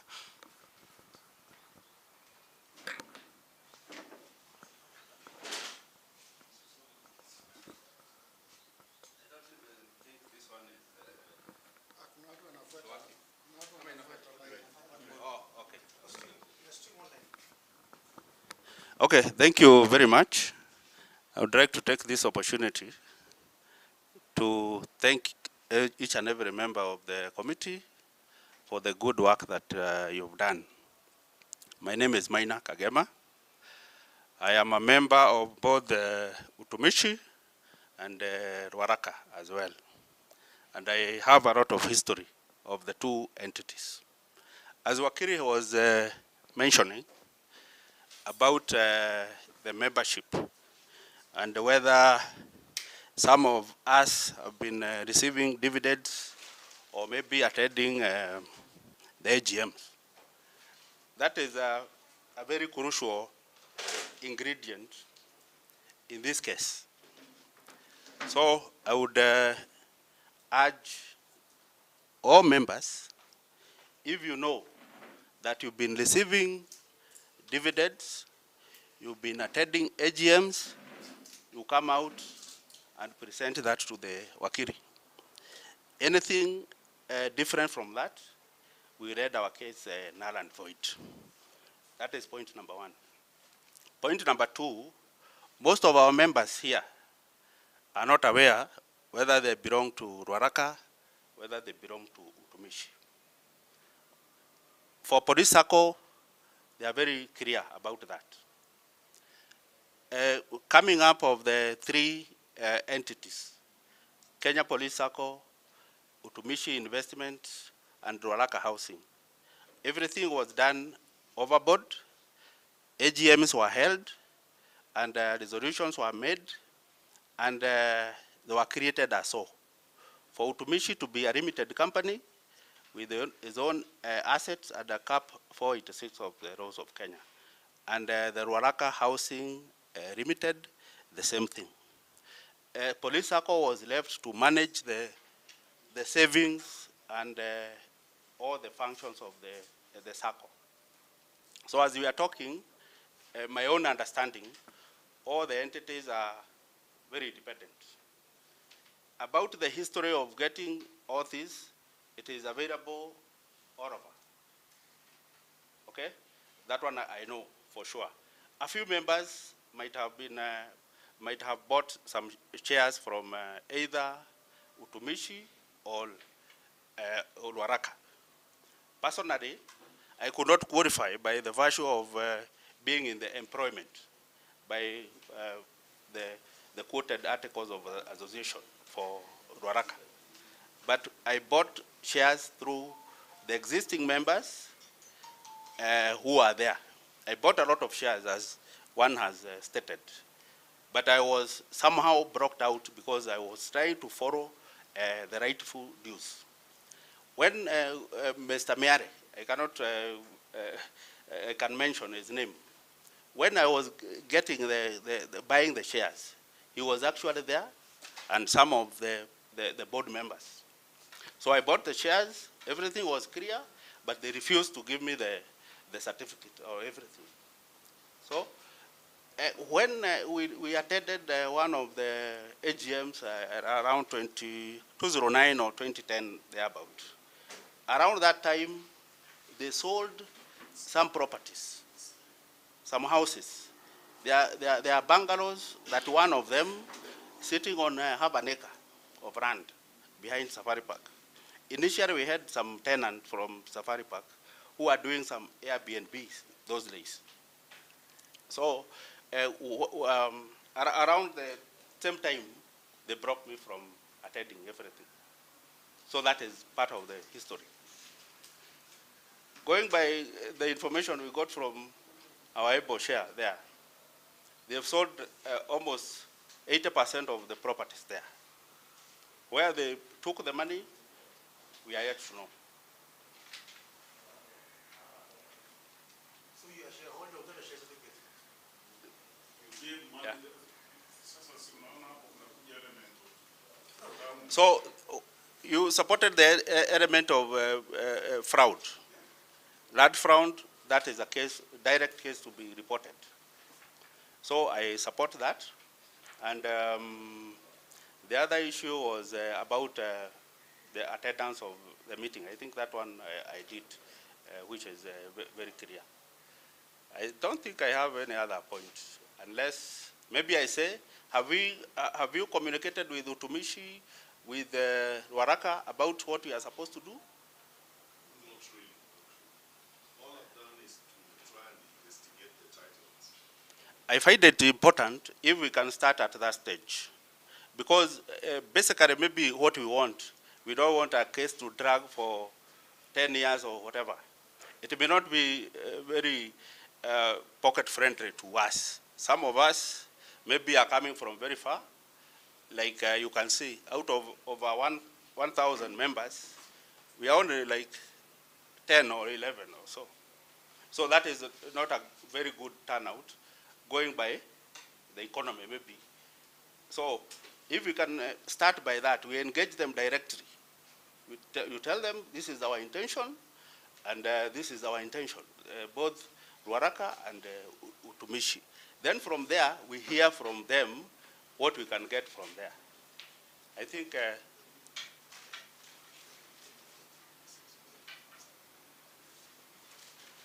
yeah, I think that is what I can, okay. You want to ask me something? I want to take on that we are asking. My friend, you are talking to thieves. Somebody has stolen your cow, and now you want to sit down with him and tell him to milk on Tuesday, and you milk on the rest of the other days. And he has the cow. He can decide to close his door or gate and continue milking until he is satisfied. So we are not going to, the other bit is, they have the money. They know we don't have the money. They have the mandate. They have the mandate that they were given. They know we don't have the mandate. So we have to fight by our numbers. We have to fight through a court. There is no alternative dispute resolution here. They are not going to even sit down with you when they know that you started from tunauliza hii maneno tunaweza kukaa chini tuongee. They know that you know you are not winning. This kind of war is a war of you go bare knuckles. You don't go to them and start asking for favors. There is no favor we are asking from them. Just before you respond, if I'm not wrong, I've heard you saying that you give out money and you are not issued with any certificate or whatever, anything. How did you happen to just leave and get contented having given out money and nothing to show that you have bought any shares?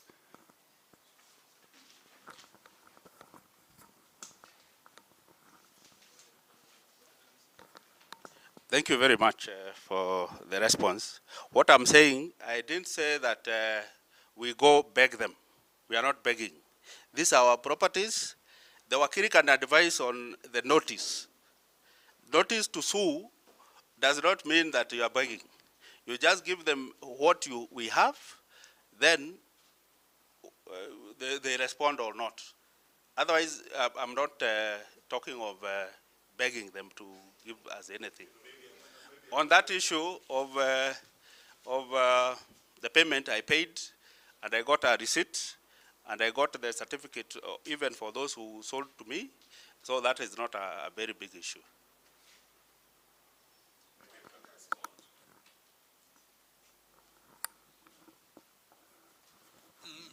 But I didn't get your name clearly. Minor. Minor, we're already in court as we speak. All I need to do is to serve these people. I'll serve them on Monday.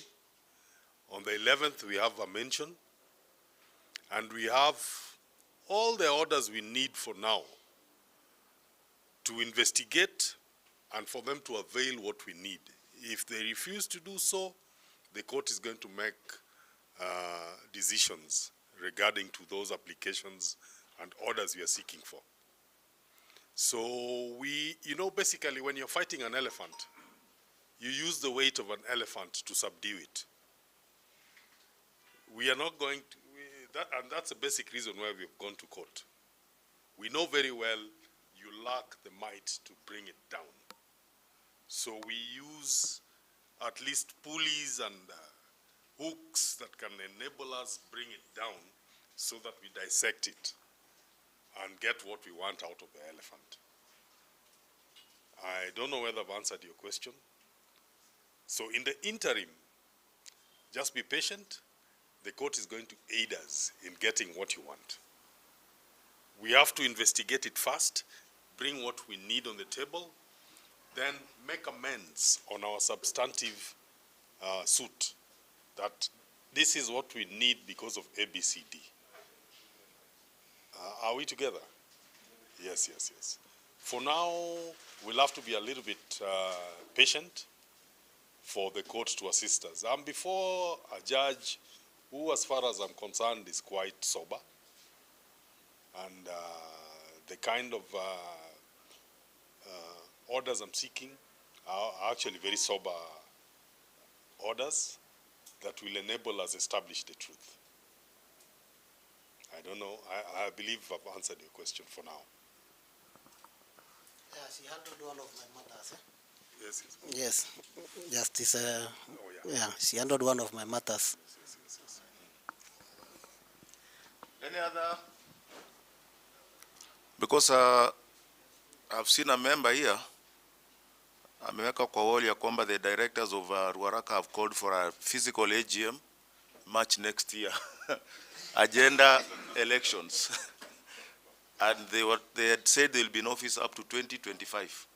So I don't see now they are calling for a physical meeting, not virtual again.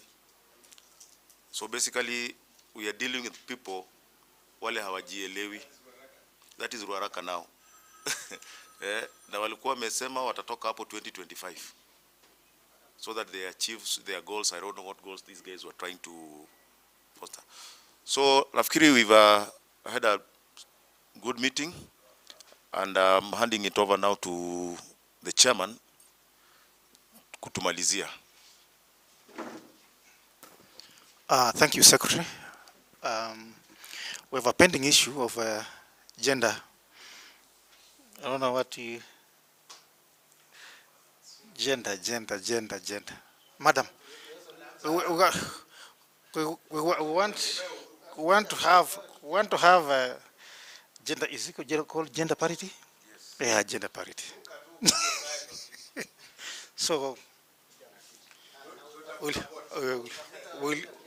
we'll have you here. Again, ladies and gentlemen, thank you so much for coming. I think now we've gotten directions from our council, and as Madam had requested that he sends us a link, so I think we'll need no more updates because everybody will have taken the notes of how the court proceedings are going on. We're people of integrity, we're people who have knowledge of police work, vast knowledge, so, and even those systems, the judicial system. So I think we shall be good to go with Mr. Gude, and we shall achieve our goals.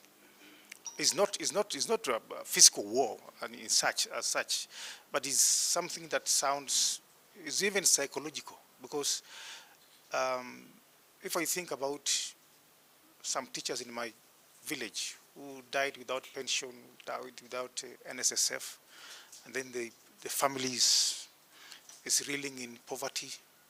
So sometimes it affects families mentally and more so economically. And somebody sits on your wealth in that case. So I wish all of you well. In any endeavor, there will be ups and downs, as he was explaining about people who are talking left and right, imposters, such things. We shall go through them. So we need each other. I think we also need, our secretary is going through a system of getting the widows and the widowers so that we're in touch with the next of kin. And if there are some mature children of our past colleagues, we can also encompass them, can put them into the group so that they can understand what is going on.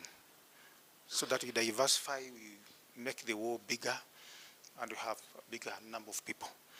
But the most important thing that the secretary has mentioned is for the SACCO to produce the original list of all the members, and they must also be having the system, that the check-off system, where it started and where it ended. So the genesis of the war should start from there, so that you know where we're headed to. So that even if you have explained well, now these are three different entities, so everybody, so that's why you have three defendants here, first, second, and third. So they'll come there and they'll explain to us what is happening. So thank you so much for coming. I know most of you have come from very far. Afande umetoka Lukuchugio. Nithi. So karibu sana. So thank you so much for coming. Thank you for making your time to this place. In case we shall have another meeting, we'll do it through the WhatsApp group to inform you. But more so, if it will be streamed live, with assistance from the council and madam, because they work with the judiciary, then we shall be able to see what is happening. So if there'll be need for another fiscal meeting, for bigger brains that we have in this group, then we shall call for a meeting. So thank you so much. I will ask Karani to give a vote of thanks and maybe ask somebody to pray for us. Thank you. Thank you, Chairman. Secretary come treasurer, na tumepea msamali kazi mingi sana na unajua tumuli. Thank you sana wakili, Bwana Ndiema na madam, and all the members who have availed themselves. This is very encouraging. We know now that we really have support, even from the wall. I'm reading comments here and I can see people are following, others from Kitui, Makueni, others from Malindi, all over the country. People are following. Hii jeshi yetu iko na very many silent soldiers. Wale ambao wamenyamaza ndio wengi, lakini najua tuko. Kwa hivyo ninaamini ya kwamba tutafaulu. Asanteni sana kwa kuja. Naomba hasa mtu mmoja volunteer ku maombi.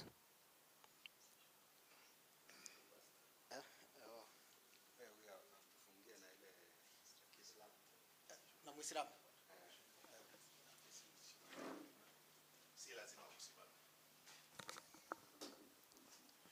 أعوذ بالله من الشيطان الرجيم بسم الله الرحمن الرحيم الحمد لله رب العالمين الرحمن الرحيم مالك يوم الدين إياك نعبد وإياك نستعين اهدنا الصراط المستقيم صراط الذين أنعمت عليهم غير المغضوب عليهم ولا الضالين آمين